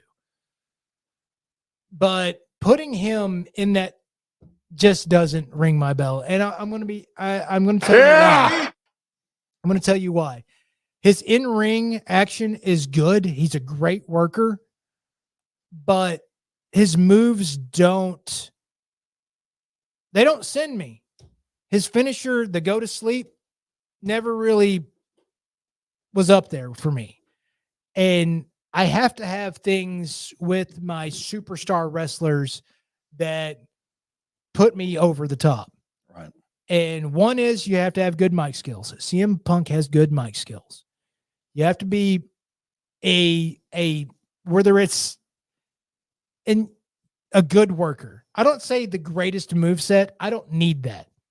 I do need a good worker. He's a pretty good worker, but his finisher doesn't do it for me. Does not do it for me. And the only person that's ever passed that on my list that has made it to a point to where I'm like, he's just amazing, was John Cena. Didn't have any moves. And like his finisher was trash, but I understood what the following was about with him. I don't dig CM Punk's finisher. He holds the guy over his head and then he flips him over and he puts a knee up and he smashes their knee into his face, or smashes their face into his knee. It's called go to sleep, or GTO, or GTS. Anyway, get the fuck out. I don't know. I don't even know acronyms work right now. And it's LOL. It's okay. It's never really got that much pop for me. It's not a tombstone pile driver. It's not a rock bottom. It's not an RKO. By the way, Randy Orton back and delivering an RKO. It was a good setup. It was, and home dude off the top of a cage jumping off into an RKO. That was pretty cool. I would liked it better if Randy was down, like the kid that did the moonsault that I forgot his name, that was locally around for a little bit. Crap. This kid did a moonsault where you flip over, and he caught him after the flip happened into the RKO, which I'm wondering if Tim knows what an RKO is. RKO is the company that invented the radio, Colby. No. You've never seen the videos, RKOs out of nowhere, just Randy Orton just randomly RKing. RKO? Yeah, RKOing people. No. It's sad that you're co-hosting this wrestling segment. Actually, I'm not. I'm just producing it. Oh, gotcha.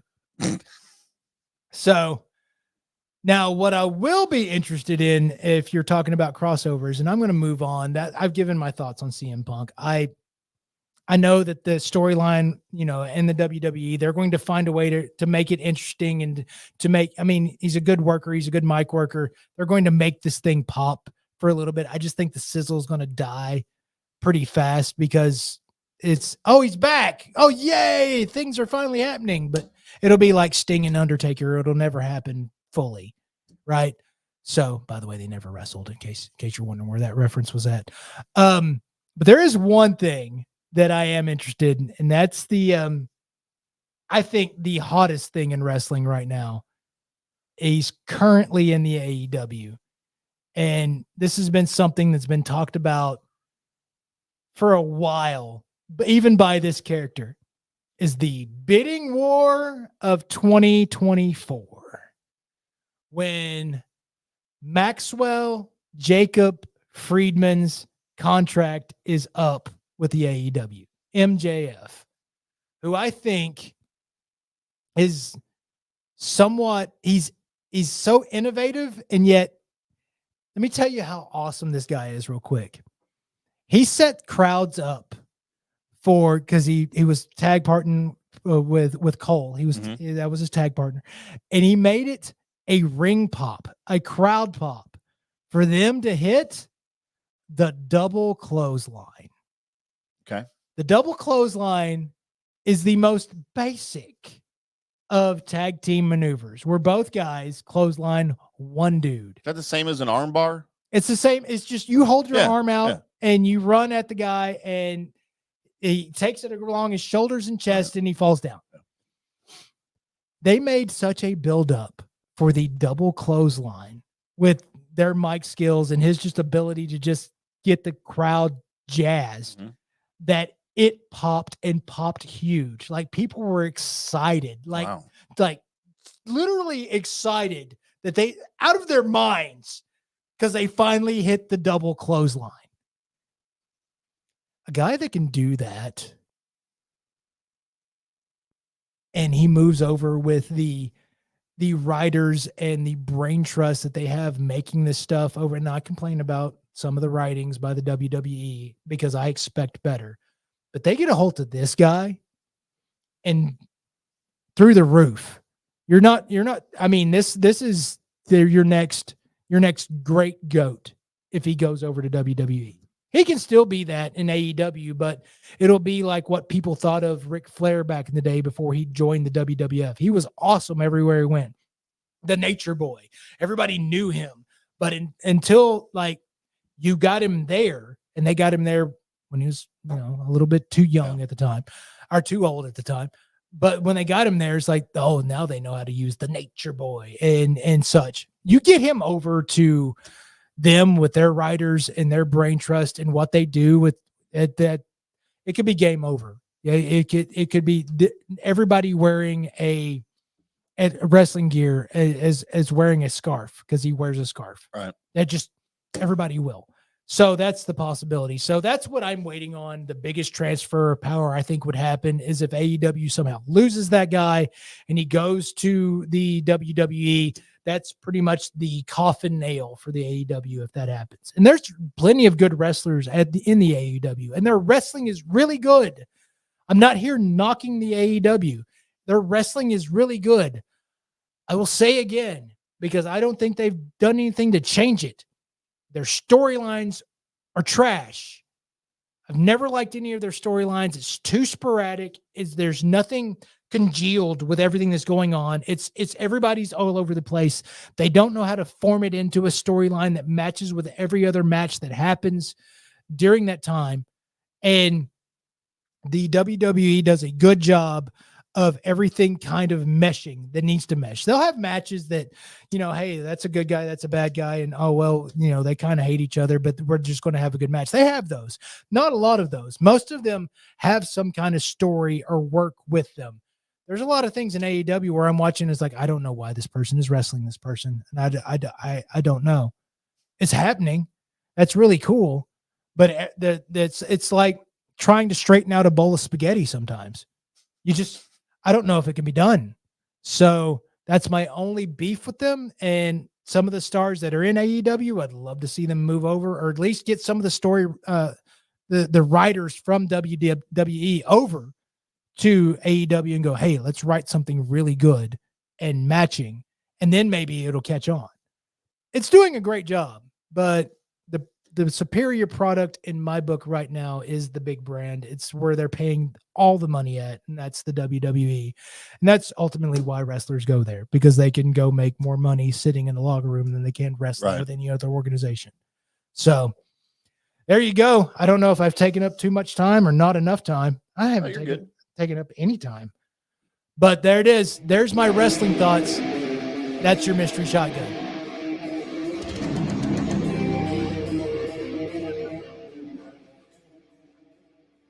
Take us a break, I guess. Yeah, coming up next, Tim wants to take us on a cruise, but not go. And then he's going to talk about the Aggies or something. And then I don't know. I'll probably talk about the Longhorns, and then we'll get to news and notes. That's all coming up on the Colby Sapp IndyCarTim show. Hello, sports fans. FanStream Sports. Hey, you like golf? There's a good chance you do because I said so. But what do you need playing golf? Well, you need clubs, right? Clubs, you need balls. The thing that people don't usually think about is that golf bag. And that's what most people see when they look at your golf clubs, like right off the bat. And if you've got a raggedy bag, it's not doing you any favors, bud. So get you a new bag. Go over to orca-golf.com. Orca-golf.com. Why are you going there? You're going there because you want a golf bag, but you want one that's kind of screams you. So you want to pick the colors. Well, you can use your own custom colors. Maybe you have a logo in mind. Maybe it's your logo. You're like Prince. You just have a symbol. That's the case. Dude, you can get your logo on there. Your name, just get it done exactly like what you want it done by actual designers. Nothing goes out of their factory without the approval of the founder, Erica Bennett, who is just brilliant. We've seen some of her bags. We've got one of them actually in the studio. You know what? Dude, it looks good. If you want other people to look at your golf setup and go, man, that just screams Frank. You want that? Then go over to orca-golf.com. Do yourself a favor and use the promo code DSP10 for 10% off and free shipping. I'll say that again, DSP10 for 10% off and free shipping. So do it today because Orca Golf is the best choice in the game. Hi, golfers. IndyCarTim here. I want to talk to you a little bit about Golf Central Magazine. It's not just a golf magazine. It's the magazine for everything: turf, travel, philanthropy, and lifestyle. Head over to golfcentralmag.com and check out the latest issue. Some of the regular features in Golf Central Magazine: the Golf Bachelorette of the Month, the Golf Bachelor of the Month, the Golf Cart Girl of the Month, Golf History, Grip It and Sip It. So head over to golfcentralmag.com. It's free. It's the magazine for everything: turf, travel, philanthropy, and lifestyle. Golf Central Magazine at golfcentralmag.com. We'll see you there. All right, guys, time to talk a little bit about Turf Life. You've seen the hats on our heads. You've been or seen the video of the studio. You've seen that the decals are all over the place. Turf Life. Man, it's the brand that salutes the consumer and industry players everywhere whose lives involve turf. What does that mean? That means if you play or have a business or, maybe you're a sports educator, you're going to be on turf at some point. So you live the turf life. So go ahead and tell everybody you live the turf life by having your Turf Life window decal or, the hat or the keychain or the something. Along that lines, just go to turflifeclub.com and become a turf head. That's what it's called when you live the turf life. You're now a turf head. And you can go join the club today, snag that window decal, or snag any other special Turf Life accessories and go over there to that website, which is turflifeclub.com, and get your stuff and show everybody that, man, I'm all about that turf life. And then you just kind of raise your coffee mug at them and go, yeah, turf life, baby. That's what it's about. And then that's the end of the commercial. Ding. That means it's done in microwave talk. Hey, listeners, make sure you check out the brand new FanStream Sports in-studio text line. You can reach us during any of our live shows or 24/7 at 214-937-0569. That's 214-937-0569. Text us 24/7, day or night, and we'll reply to you and make you part of the show.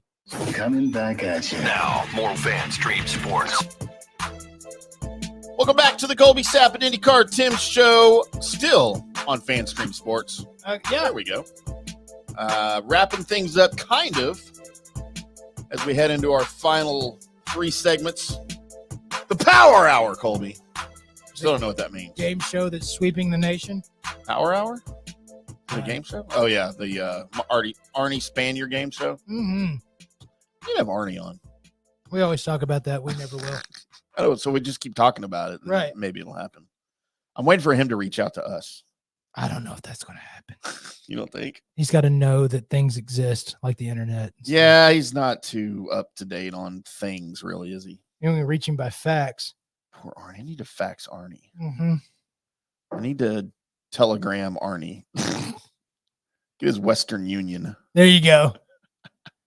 He'll probably end up just saying, hey, you could have used a MoneyGram. Because he wants money. Right. Oh, Arnie. Why do I have a line open? I still miss those days, man. Best show ever on the Fan. The Arnie Spanier Show. It's pretty good. I might have been part of that show. Slow Jeff and Colby Sapp. Mm-hmm. Slow Jeff. I don't know why they're not utilizing that more on the freak. Because he hates it, I even though know, he's still that's in my phone as Slow Jeff. Man, he was that in my phone forever. Yeah. Especially over at the Fizzle. We need a Fizzle. No, they're unsuccessful. Oh, it's not gonna be my money. True. We need like a bar with a little glass cage over in the corner. Right. And we'll just be We'll just doing do our thing. Yeah. And having beer buckets delivered. And we'll like cheers people through the glass. Right. We can't actually get out into public. We're just like in an aquarium. And then we'll tell everybody about the great fried cheese sandwich with the tomato soup. That was still like the best thing that they had there. I don't know that I ever ate food there. It was it was a fried grilled cheese sandwich that was served with this tomato soup, and it was more of a tomato bisque. Yeah. But it was amazing. Huh. That's all I remember. I don't even remember how it tastes. I just remember going, well, this is definitely Right. better than I've ever had. Very interesting, Colby. Colby, it is time for some cruise talk. Have you ever been on a cruise? We Help talked a me, little bit about Tom this off the air. Cruise. Help me, Tom Cruise. Help me, Oprah Winfrey. Be my vice president. Mark Cuban and Oprah Winfrey ticket. There you go. So you've been on a cruise? We talked about that, right? I have been on a cruise. I've been on one cruise. Was that like a honeymoon or a vacation or? It was the first wife. Well, my ex-wife, the only other wife that I've ever had besides my current wife. It was still my current wife. And that's how that's going. Election. Yes. So it was at the end. It was near the end of the marriage situation. Okay. All right. And it was one of those where it's like, I felt like, all right, we need something. And it was like her idea and my idea at the same time. So we went on this cruise. Did you spend any time together on the cruise, or was it already done? I spent a lot of time drunk. I was gonna say, yeah. Because this was definitely whiskey Colby at the time. Yes. We love whiskey Colby. I spent a lot of time. Because the alcohol, the best thing about the cruise, it was I'd never been to many, like any kind of gambling arenas or casinos or anything like this. Like my first trip into that area. Right. And so I spent a lot of time drunk and a lot of time trying to figure out how to play these games and slots and 21 and all of and I don't know how much money I threw away in that particular area, but I didn't care because I was drunk. That's right. It's a good time. So I've never been on a cruise. I've never understood the appeal of the cruise. It's never been something I've ever even considered. Okay. Like, I don't get it. I don't get being out in the middle of the ocean with thousands of people you don't know. Okay. And you're stuck. Like, you can't leave. No, but I didn't want to. Okay. And you could sink and die. I mean, or pirates could kill you. Yeah, pretty much. There's icebergs literally all over the world. They are. I mean, they're not going to be if you're going on like a tropical cruise or. You know what? I'm not so sure. Global warming, Colby, does weird things to the planet. I mean, it's melting the ice cubes where they're at. I don't think they're going to make it to the tropics, Tim. What about mountains under the ocean? No one knows where they are. Well, I mean, radar or something. I don't know. I mean, if a mountain gets close enough to wreck a ship, it's probably about to be an island. Okay. I saw Titanic 27 times. Okay. It's in my brain. All right. Well, so here, the appeal to it is now, this is the other thing that I actually like doing. Going to a hotel and not really doing anything else.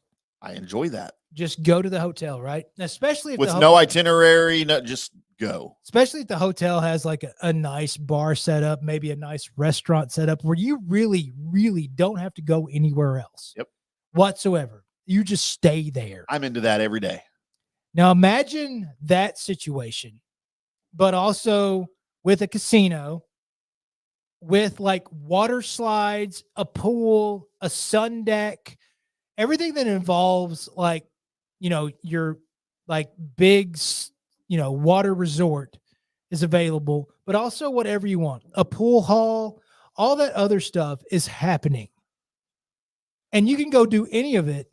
And it's for the price of your admission to going. I just think I'm out. Like that doesn't, like the first part of what you said sounds great. Right. When you start throwing in 80 other bars, a water park, other activities, I'm out. Like if I want a water park, I'll go on vacation where there's a water park. Okay. If I want to go gambling, I'll go to a casino and gamble. Right.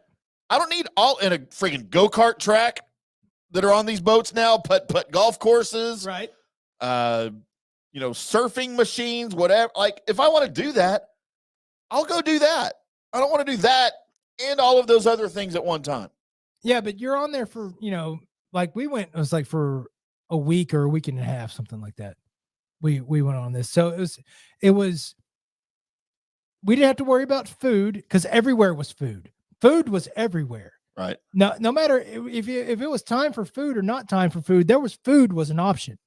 The other thing is there was drinks everywhere. And it wasn't just like, hey, here's our well whiskey or whatever. That's our free stuff. No, you could walk up and just ask for anything. And it's, there you go. Have that to drink. So the reason I bring all this up, Colby, is because the largest cruise ship in the history of the universe has finally been completed. It is the Icon of the Seas. I've been seeing stories about this boat online for the last 5 years as they were building it. It is completed. It has just been handed over to the Royal Caribbean Cruise Line, its owner. They just accepted delivery of the 1,200-foot-long ship this week. That's amazing. Colby, let me tell you something about this boat, and then tell me if this has any appeal to you, even though you've already been on a cruise, okay? Okay. 20 decks. Uh-huh. First voyage set for January 2024, so it's right around the corner. It's going to the Caribbean for 7 days, right? Took 900 days to build it. Colby, it holds 10,000 people. Amazing. 8,000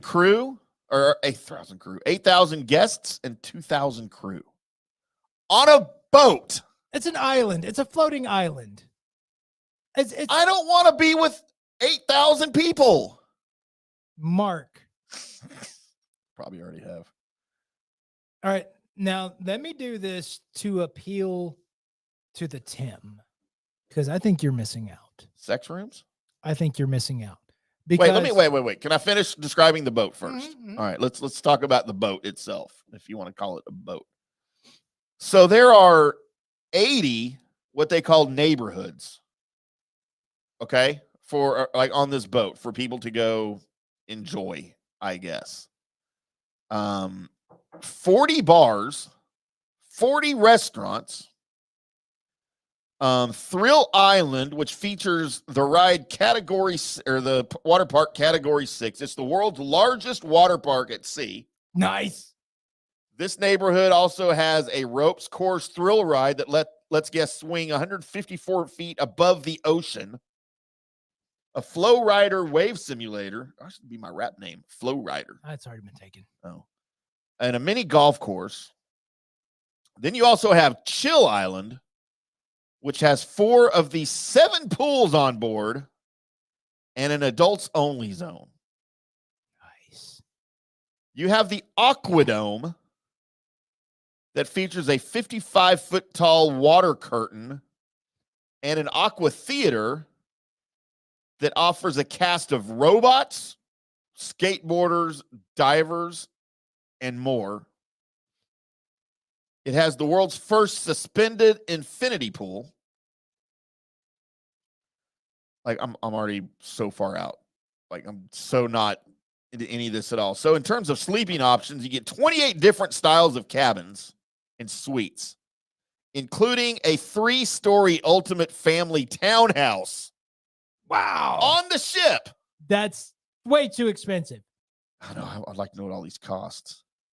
It's the first cruise line or the cruise ship that can be powered by liquefied natural gas and has the first waste to energy plant at sea. Okay, so when the zombie apocalypse happens, I'm trying to find this ship. Because we probably live on it with 10 freaking thousand other people. But dude, I don't.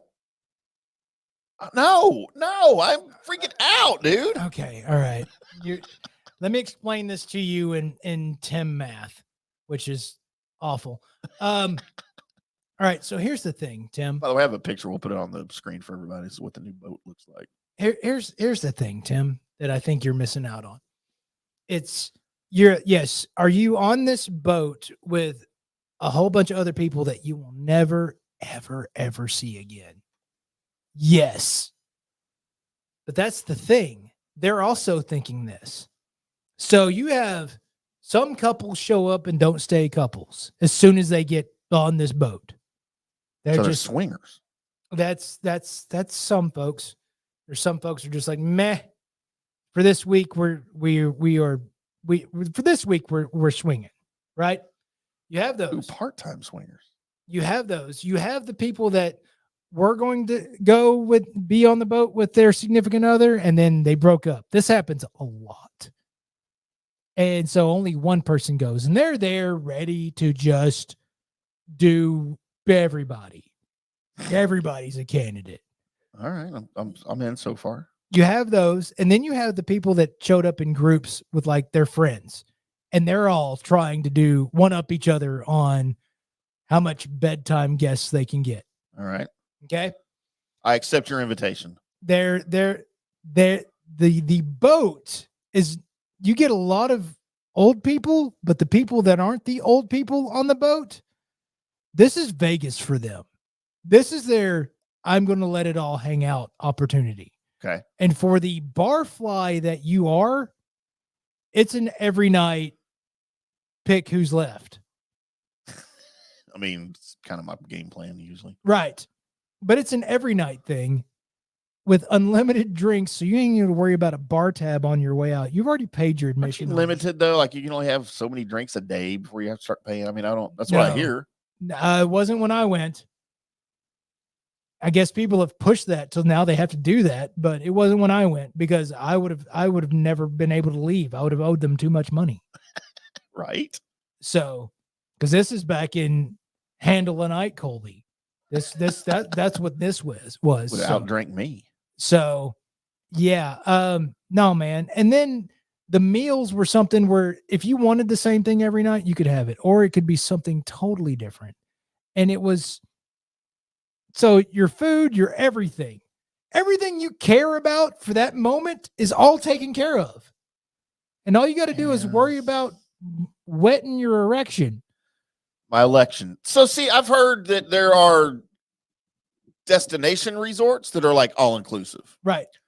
Like I would be more into that. Like I would fly. I don't want to do it in Mexico though. I guess that's the only place they are. Like I have no desire to. Sorry, Hispanic ladies. He does not want to do it in Mexico. I don't want to do anything in Mexico ever. But I would rather do that. I would rather go to an all-inclusive resort on a land and have all that stuff paid for. Still have a beach or whatever. But okay.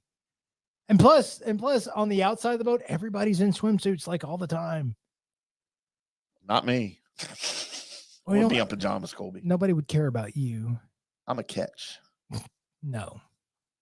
Dude, no. It's not like looking through all of these. Look at that, dude. Who wants to be there? I do. No. Why not? Good God. We're looking at pictures of the boat and this the freaking ridiculousness. It's a hotel room. Once you open up your cabin, where there was the cheap inner cabin or the one that gives you the balcony, whichever one it is, once you go into you're now alone.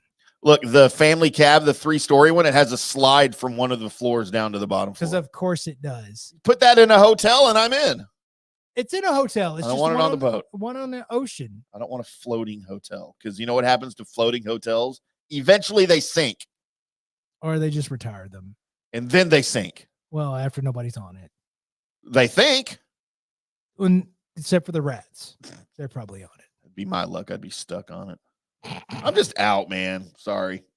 I mean, I don't understand why, except for maybe you have a crazy fear of boat sinking because of the many times you saw Titanic. But that's probably. I mean, if something happens to a ship, it makes like national news, and it's been a while since we've heard something happen to a Bet ship. they don't tell you everything. Oh my God, are you one of those? When was the last time you heard about a ship hitting an iceberg in the Gulf of Mexico? Because they don't tell you. Because it's never happened. Because they don't tell you. Because they wouldn't tell me a lie. Charlie Sheen's in a new series. He's still alive? He is. Interesting. So just thought I'd throw out. It's on Max. I might be in. It's called The Bookie. Oh, I did see a preview for that. So there you are. As we go from cruise talk to Charlie Sheen talk. I did the Tim thing of seeing something on the TV that I had to talk about. So happens to me all the time. There we are. Colby, let's talk a little bit of college football. Because it is just about college football playoff time. We just had rivalry week. It's championship week this weekend. And you've got just a plethora of games to watch. And as an Aggies fan, we had some news because our season's over and we're not going to make the playoffs. So we had to make news other ways. Right. So thumbs up your ass. As the absolute embarrassment of the coaching search for the Aggies, and I knew it was going to be like this. You know, when they fired Jimbo after the Mississippi State game, I thought, well, for sure, for them to do it now, they have somebody in mind. They've already, not even in mind, they've already got their guy. Right. Like the deal is done. Need to make this announcement. Yeah. So, but they're not going to, and I knew, they're not going to announce it till after the season, right? Because he's probably coaching somewhere else. So I'm like, man, they'll announce it, after the playoff or after the first of the year or whatever, and we'll head on to spring with our guy, whoever that is. And I really didn't have anybody in mind. I didn't have any preferences out there. I had some guys I absolutely did not want. Right. But I didn't really think, man, this has to be our next guy. Coach Pat Sajak. I would have taken Pat Sajak. I would have taken Pat Summerall. Okay. Might even have taken Pat Summit. How about Pat McAfee? Stay hard. I would have taken Pat McAfee. That'd have been amazing. It would have been a better shit show than we had with the Jimbo show. But so then we need to rank our Pats. Then like we did our Mel's.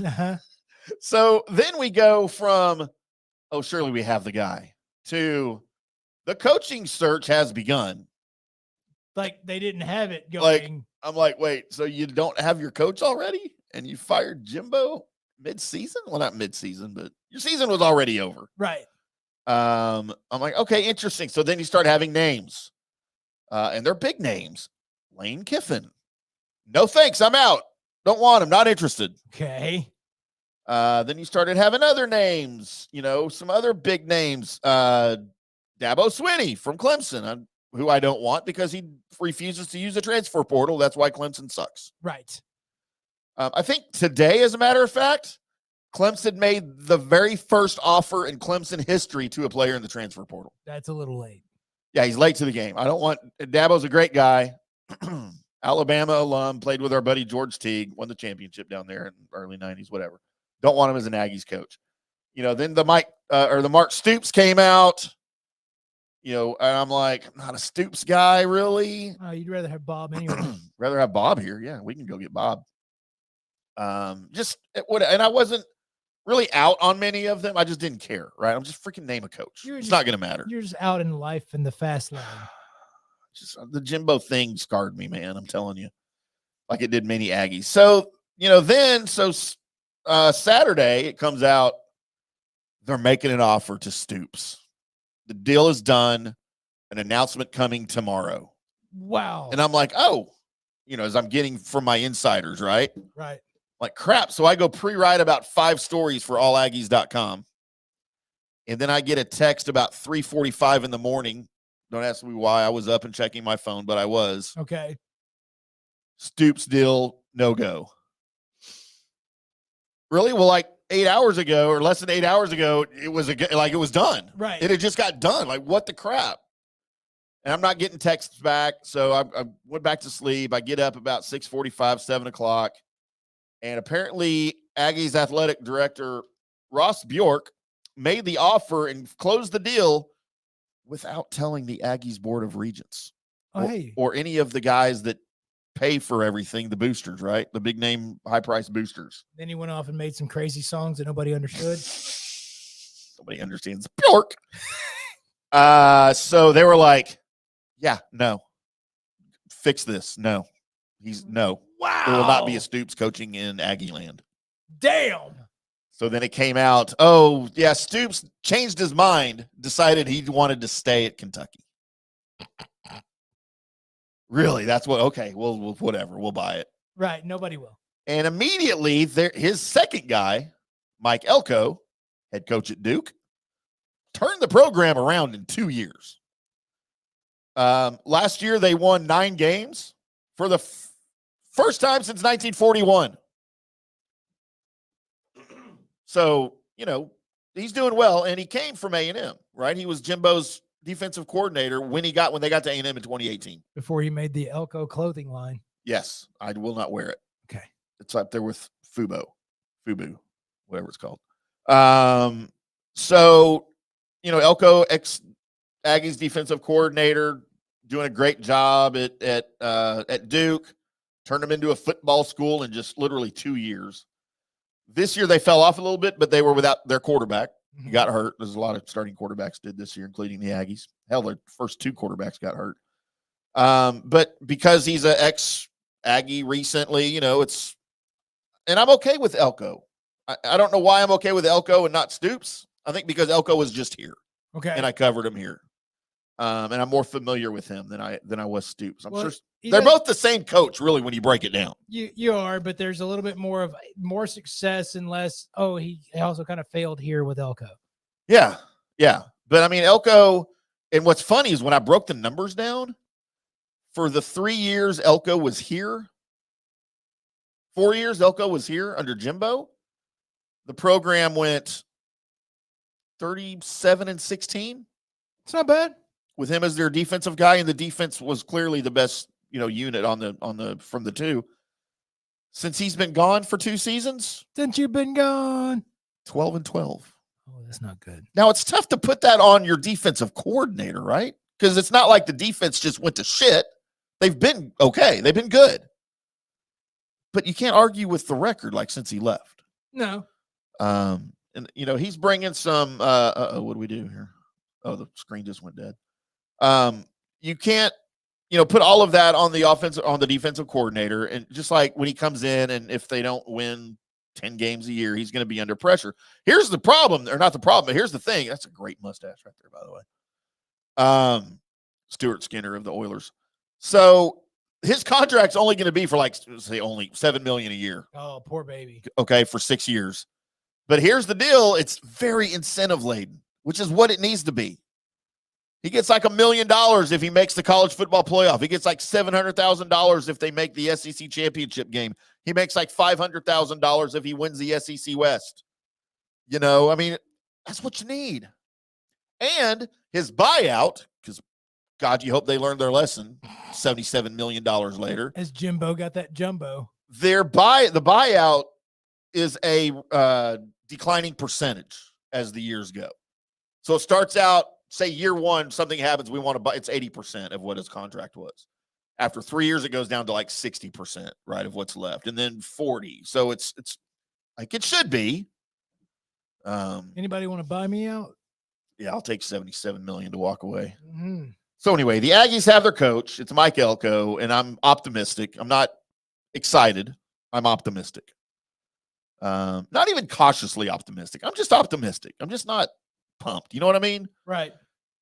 Because I've been disappointed so much by the Aggies the last 5 years, and it is what it is.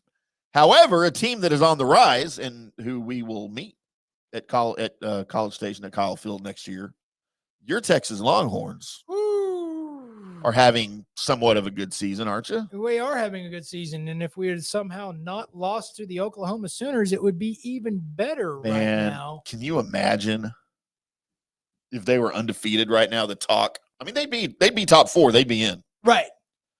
And now, of course, that's what Alabama's saying about their loss to Texas too. Correct. Correct. And so now it has us as watching games about going into the Big 12 championship game. It's one of those to where you're like, not only do you want to win, but you want the Longhorns to win in a decisive manner. You just don't want a Big 12 championship Right. out of this. You want a decisive win of that, which could or could not happen. We, as Longhorns fans, know that we haven't really had, except for that 1 year, in our memory banks, that we haven't really had that to where at the end of the thing, everything goes right. Right.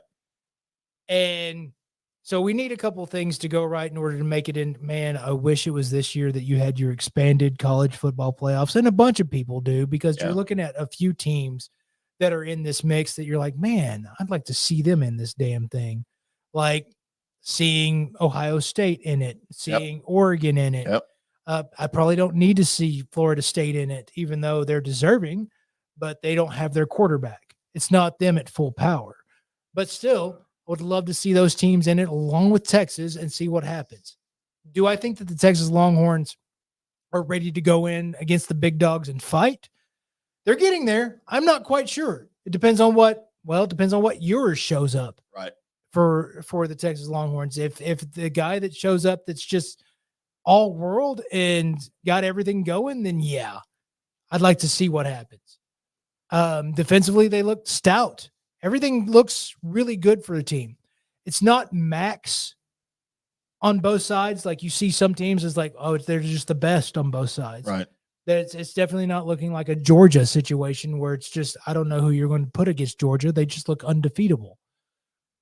But Texas is on the rise, and it's to that smiling asshole. It's Sark. It's part of it.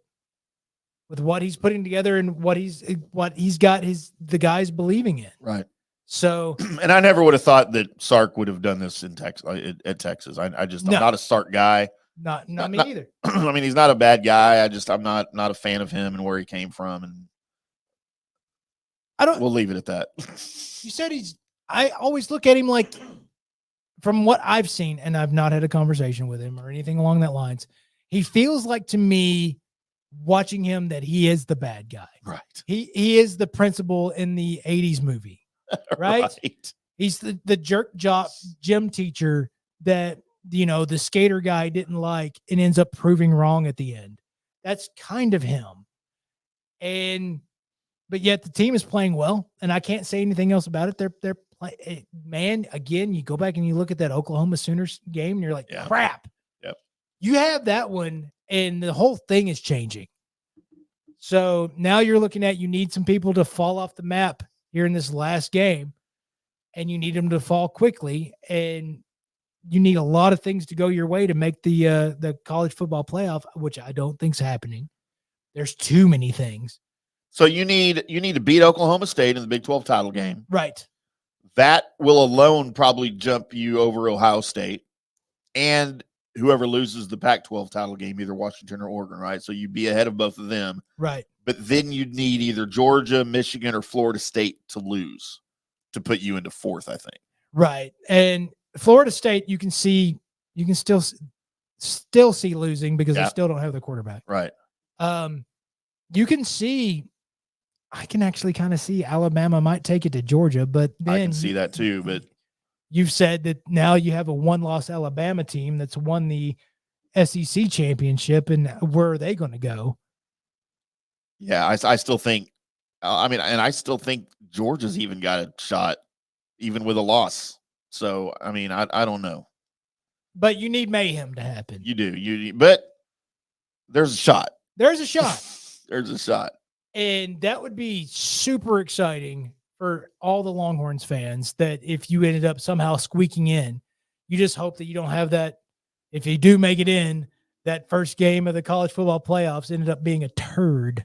Right. Like we've seen so many times. You squeak in and then you just turd all over the place. I don't know if that's a phrase, but I'm going to start coining it. Well, because if Texas is in, they're going to be the 4 seed. Right. Which means you're playing the 1 seed. So which probably Georgia. Right.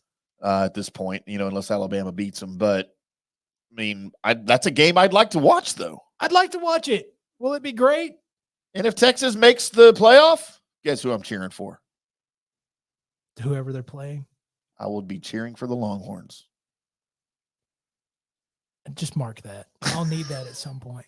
I will. I need will, that. Colby. I will. I will be cheering for the Longhorns. I'll need that at some point. And I'll need to be able to be the one that hits it at the most inopportune time. And it might be the last time ever since they're joining the SEC next year. Correct. Of course, y'all still won't have a coach by then, so it's fine. Probably not. We're going to play little brother again. Here we go. Interim I wonder if coach. the ACC is taking applications. I mean, you know, Us and SMU. The Longhorns make it in the SEC, and all of a sudden the Aggies are like, never mind, we defect. Yeah. Can we start the Southwest Conference again, but without the Longhorns? SWAC. No, not the SWAC. That's the Southwest Athletic Conference. Right. But that's probably where they belong. Mm-hmm. It's the only 100,000 seat stadium in the SWAC. We're SWAC champions. Oh God. It's amazing. And we're going to count it as a national title and put it in the stadium. You damn right. You idiots. All right, take us to break again, Colby. All right, so coming up next, I've got news and notes, but before that, we've got people in recorded voices, along with mine and Tim's, talking about golf products. That's right now.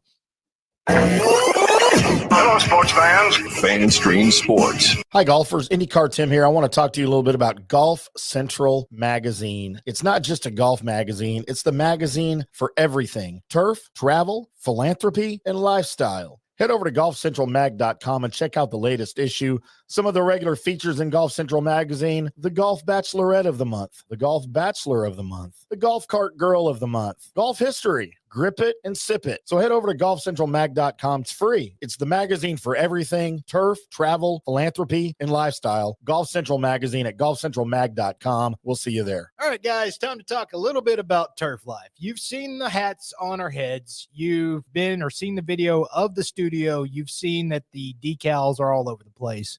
Turf Life. Man, it's the brand that salutes the consumer and industry players everywhere whose lives involve turf. What does that mean? It means if you play or have a business, or, you know, maybe you're a sports educator, you're going to be on turf at some point. So you live the turf life. So go ahead and tell everybody you live the turf life by having your Turf Life window decal, or, you know, the hat or the keychain or the something. Along that lines, just go to turflifeclub.com and become a turf head. That's what it's called when you live the turf life. You're now a turf head. And you can go join the club today, snag that window decal, or snag any other special Turf Life accessories, and go over there to that website, which is turflifeclub.com, and get your stuff and show everybody that, man, I'm all about that turf life. And then you just kind of raise your coffee mug at them and go, yeah, turf life, baby. That's what it's about. And then that's the end of the commercial. Ding. That means it's done in microwave talk. Hello, golf friends. It's IndyCarTim from the Rough. I want to take just a minute here and tell you about our new friends over at Orca Golf. They make high-quality PGA Tour grade golf bags, and they're the best in the business. They're the real deal. They're the best bags I've ever seen. They even designed a bag for the Golden Bear himself, Jack Nicklaus. Head over to orca-golf.com and pick up a great bag from their catalog, or let them customize one just for you. You can use your own custom colors, your own logo, you name it. You work with actual designers, and nothing goes out without the approval of founder Erica Bennett. She's just brilliant. Visit orca-golf.com. That's orca-golf.com, and use our promo code DSP10 for 10% off and free shipping. Do it today. Orca Golf, best choice in game. Guys, let me tell you about Bay Area Modern Medical Center. Are you experiencing low sex drive, fatigue, hot flashes, moodiness, and you just don't feel like you have the vitality you once had? You're not just getting old, it's likely low testosterone. Studies over the last 20 years show a shocking decline in younger males aged 16 to 39. Older men have seen a sharp decline as well. Do something about it. Go see my friend Christopher Lugo at Bay Area Modern Medicine. Testosterone replacement is not a frivolous treatment. It takes a professional, targeted approach that focuses on total body wellness, vitality, and emotional stability. Not a one-size-fits-all approach like many clinics use. They will monitor your blood work and adjust your treatment as needed for optimal results. Call 844-977-3477 or go to BAMMC.com. Hey, listeners, make sure you check out the brand new FanStream Sports in-studio text line. You can reach us during any of our live shows or 24/7 at 214-937-0569. That's 214-937-0569. Text us 24/7 day or night, and we'll reply to you and make you part of the show. Coming back at you. Now, more FanStream Sports. Welcome back to the Colby Sapp and IndyCarTim show right here for the final time on, well, not for the final time, but for the final time tonight. Woo! On FanStream Sports. We're not fired yet, Colby. No, because we also are the bosses. Yeah, because we fire other people. We don't get fired. Right. You'll notice there's not been a golf show recently, huh? Huh. I might have fired Gerb. No, he's the actual boss. He's so. just been busy. Sounded good, though. Mhm. Yeah, lots of college football action going on this weekend. Give us your predictions for the college football playoff and your favorite team if it's in it. If it's not, the FanStream Sports text line, 214-937-0569. 24/7, you can text us. Doesn't have to be during the show, and we'll see it. We will. May not reply if it's in the middle of the night unless I'm drunk. And might reply, and you didn't want it to happen. So I might accidentally reply. right. Done that before. What happened? How'd that picture get on my phone? Who is that? Who hacked me? Is that my penis? Hate when that hate when that happens. But it is time for America's favorite segment. Thank you, Tim. Thank you, me. Thank you, you, for making us sound good. News and Notes is where I search the World Wide Web for the weird. Internets. And by God, I found it. Let's go to science. Well, not really. Science! Not really science. We're going to go to a place that has too much money, apparently. My house? No. So what we're doing is, Tim, you might be taking baths wrong. I doubt that. I'm a pro, dude. And it could be damaging your health. No. Because getting into the tub might be a real treat if you don't know how to bathe. Great. But experts, did you know there were bath experts? I did not want to meet her, though. Apparently there is. Ran a study where they gathered about 20 some odd people together. So they got 20 some odd people together to go take baths. Huh. Which, by the way, this means that they had funding for this survey and this testing and all that, which blows my mind. Who do you think funded? We can't get funded, but they can get funding for that. Yeah. So there's a couple things that blows my mind. First of all, that they were able to gather 20 people together that all agreed to go take a bath. I mean, I would have. So they timed these people. They set them up. Basically, they're like, all right, now we need to hook you up to stuff. And what you're going to do is you're going to spend the night here. You're going to take your bath, and we're all going to set up different times. Like when the buzzer goes off, you got to get out of the bath. And then we're going to run how well you sleep, how well your body's doing, all of that by the length of time that you took a bath. And to find out, the people that bathe for 20 minutes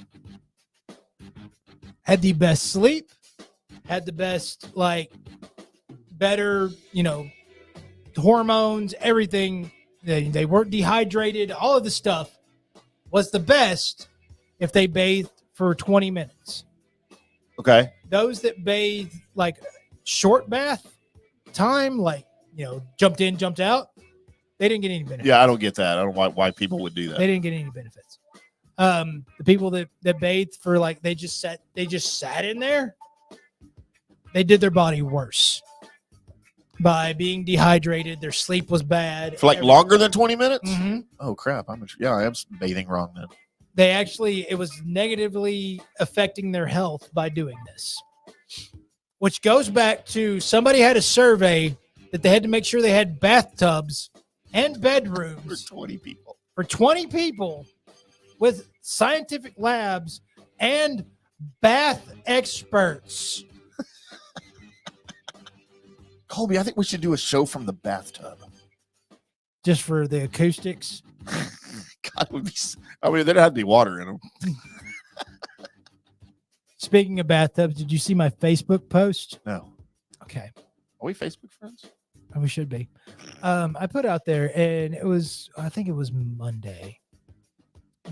I was sitting down on my patio, drinking coffee, and running through the internet as I do. And I came across a video that I'm pretty sure means that I'm getting close to being at the end of the internet. Pretty sure.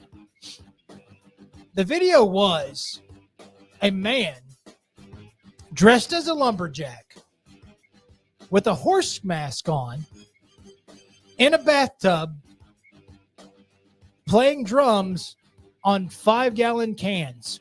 In a tub. And he was playing music to what he thought was the 10 best songs that were quietly drum bangers. And I watched the whole thing. Of course he did. And I'm pretty sure that was the end of the internet. Now I did or at least close. So there's my bathtub humor, as it were. Let's go on.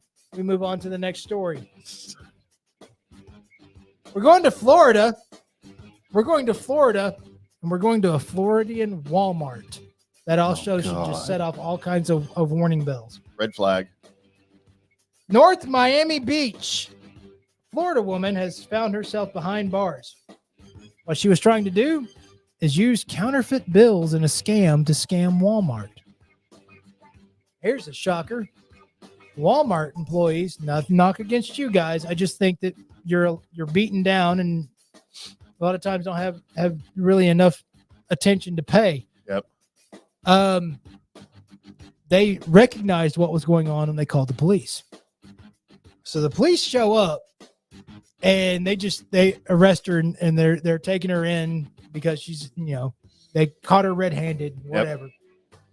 And as she's loading all of her things into the little basket that, before you go into the jail, she finds about $200 worth of counterfeit money what they didn't find.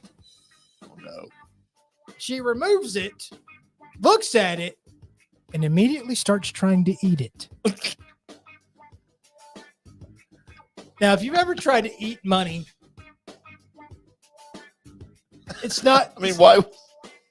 I haven't. It's not a task that I think is going to go well. It's like trying to eat paper, right? Except tougher, right? If you ever tried to eat paper, it's a process that's going to take a little bit. There's going to be a lot of mastication going on. That's a fancy word for chewing. Mastication. Did that last night, Colby. And needless to say, she was unsuccessful. I don't know what you do with that extra $200 in counterfeit bills that you pulled out of a spot that they didn't check. But I think eating them would not be the thing that, like just setting it down there, like, oh, and make sure and like, don't check that. Just make sure I get my money back. Just try and just act like that's no big deal.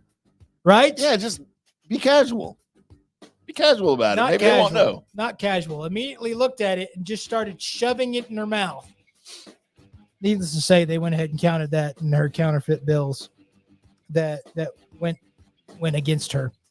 Oh, but not as bad as what this Florida woman did, because we're still in Miami, Florida. Okay. Because Florida is America's wang. It is. Another Florida woman found herself behind bars. Sandra Jimenez. She's 44. She was arrested and booked into jail on a charge of aggravated battery. What happened? She aggravated a battery. She thinks she caught her man looking at other women. An argument ensued. So because of that, I don't know why she had one of these. I'm looking through the story to find this. But Police were called to a hospital after a man showed up there, said he'd been stabbed in the eye with a needle. The needle was a rabies needle. Oh, Jesus. So not only did she stab her boyfriend / husband in the eye with a syringe, but it was a syringe that had rabies. I don't know where in their house they keep their rabies needles. Or why? Or why. Maybe it's for a weapon.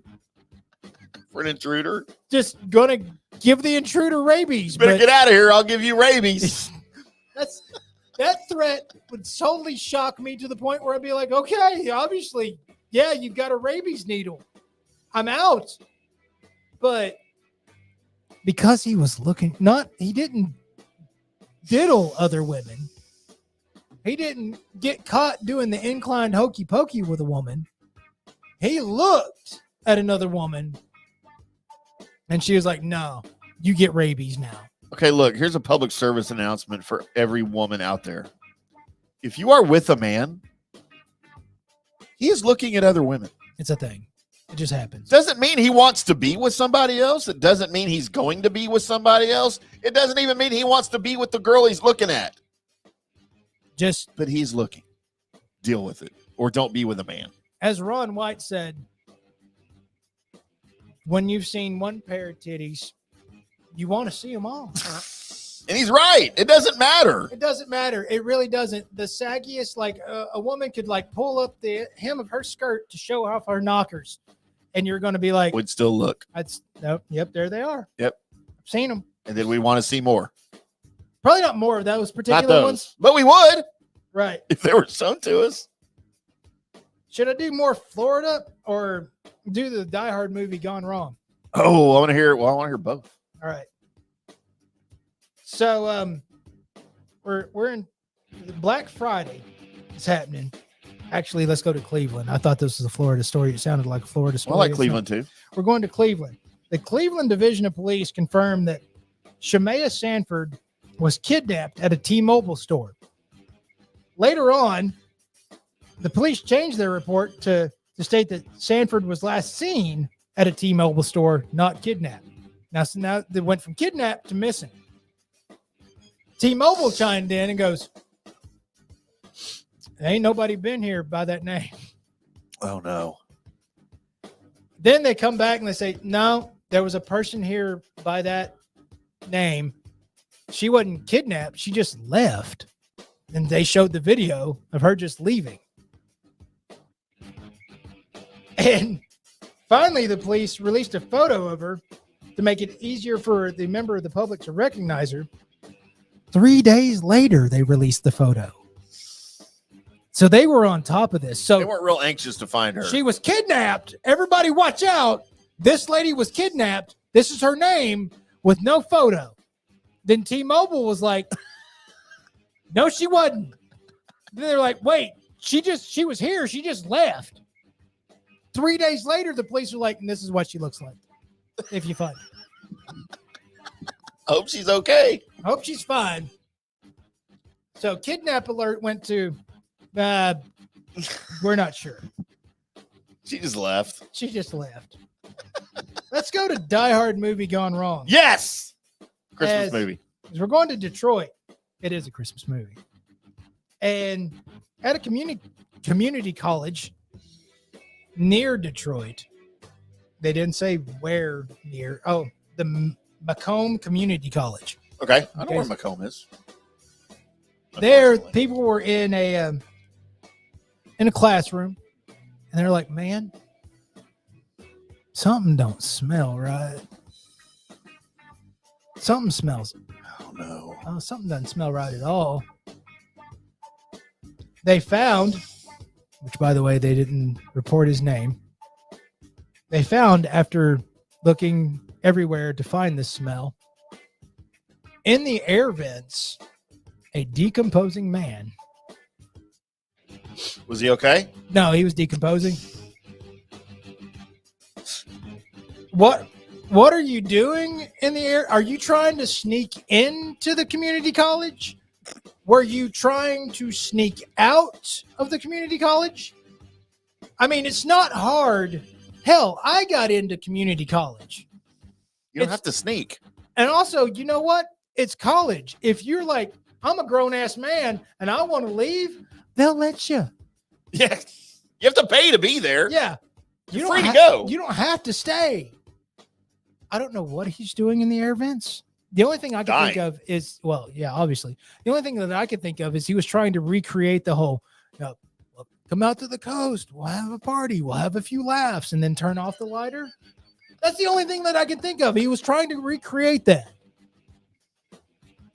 and failed miserably, obviously, because the last thing I want to see on like my obituary is died in an AC vent.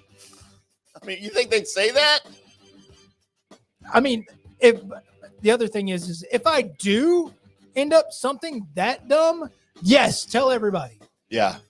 No, save lives. Tell everybody. Make me an example. Don't do this stupid thing. It's dumb. So, and finally, let's go to the court news in Ohio, where the Supreme Court of Ohio today. Actually, is this the 29th? It was today. Yeah. Suspended a Noble County criminal defense attorney for 1 year with 6 months stayed for throwing a Pringles potato chip can. He threw it at the county's crime victim advocacy center.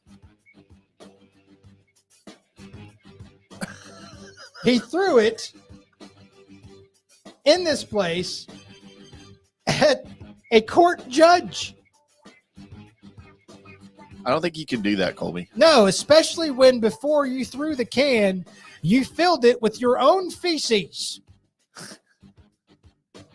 I know you can't do that. No. Now, this makes me wonder, was it the snack size can? Oh, or the full one. Or the big can? Oh, I hope it was the big can. And did you take the Lincoln log? Or was it just or was it liquid? Or is it just rattling around in there? About to throw up. Well, I mean, it couldn't have been, pattied or real. No. Because then the top's just going to come off and it's just going to look like maybe that was the intent. A Roman candle as you throw it, and it's just poo vomit. It's got a trail like a comet that just comes out of it. That's probably not it. It's probably logged a little bit. Like comet poop. Right. Then, I mean, seriously though, you could just pop the top off of it and just poo vaulted at him. Anyway, there's a guy that went to the lawyering school that his way of getting back at somebody was to poop in a Pringles can and throw it at them. I just want that put down there. He went to college. Never tell you my poop story, Colby? No. I think it's late enough I can tell this. So when me and Lauren moved out of when we were kicked out of our first apartment, it was the third floor. It was really hot that day, right? Electricity had already been turned off. We had a buddy of mine helping me move stuff out. So we get everything down, the last load down to the truck. And we were not leaving on good terms with this apartment complex. Okay. Needless to say. You were getting kicked out. We were being evicted. Right. And it wasn't for non-payment of rent. I'll just leave it at that. Sex noises. Not necessarily with ourselves. So Lauren remembered she'd left our bread maker in one of the cabinets in the kitchen, right? And I'm like, man, I gotta go. I had to go. Like, I had to do my thing, right? We didn't have any toilet paper, so I wasn't about to do it in the apartment and leave. Right. So I run upstairs, open the cabinet, and there's some Tupperware. I'm like, crap, we left the Tupperware too. I get the bread maker. I'm about to do it in my pants.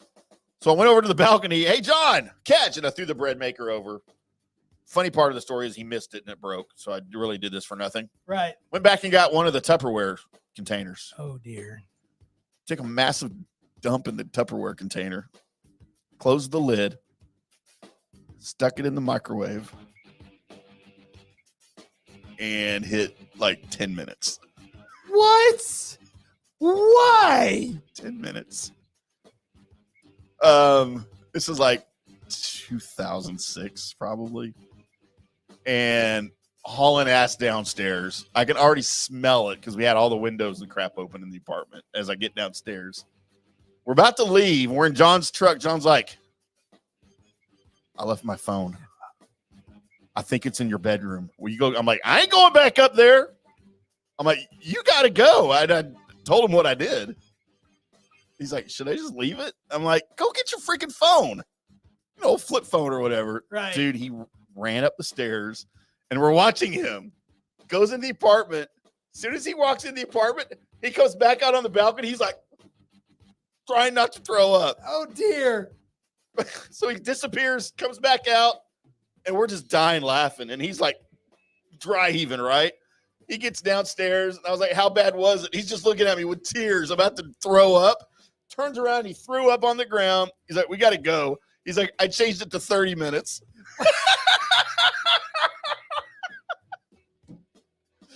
And we left. Never knew what happened. Didn't get added to our bill. Man. Talking about a frozen dinner gone wrong. Can you Oh, imagine boy. opening that microwave and just Know what it looked like? no? Cooked poo. I've got a pretty strong stomach when it comes to a lot of that, but I am about to throw up right now. Right? Just thinking about it. Oh, God, dude, you should have smelled it. I mean, it was one of the worst smells I've ever smelled in my life. Just opening, because the seal would just keep the smell and everything. And then if you opened it, can you imagine being that guy? Because you never open things away from you. You're like opening to Open go- it and, like, especially if you don't know what it is. Did they cook a puppy? We need to go take this to a lab to find out what it is. All Dude, right. it Well, was bad. shit, everybody. That's news and notes.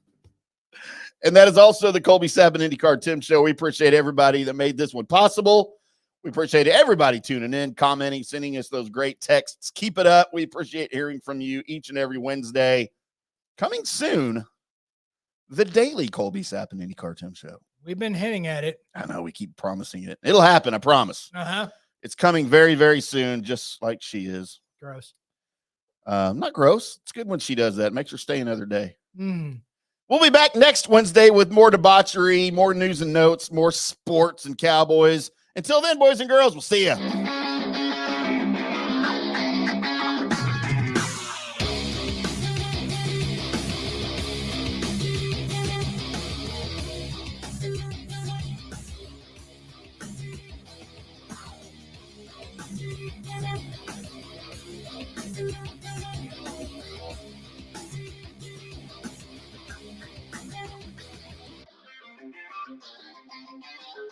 Thank you.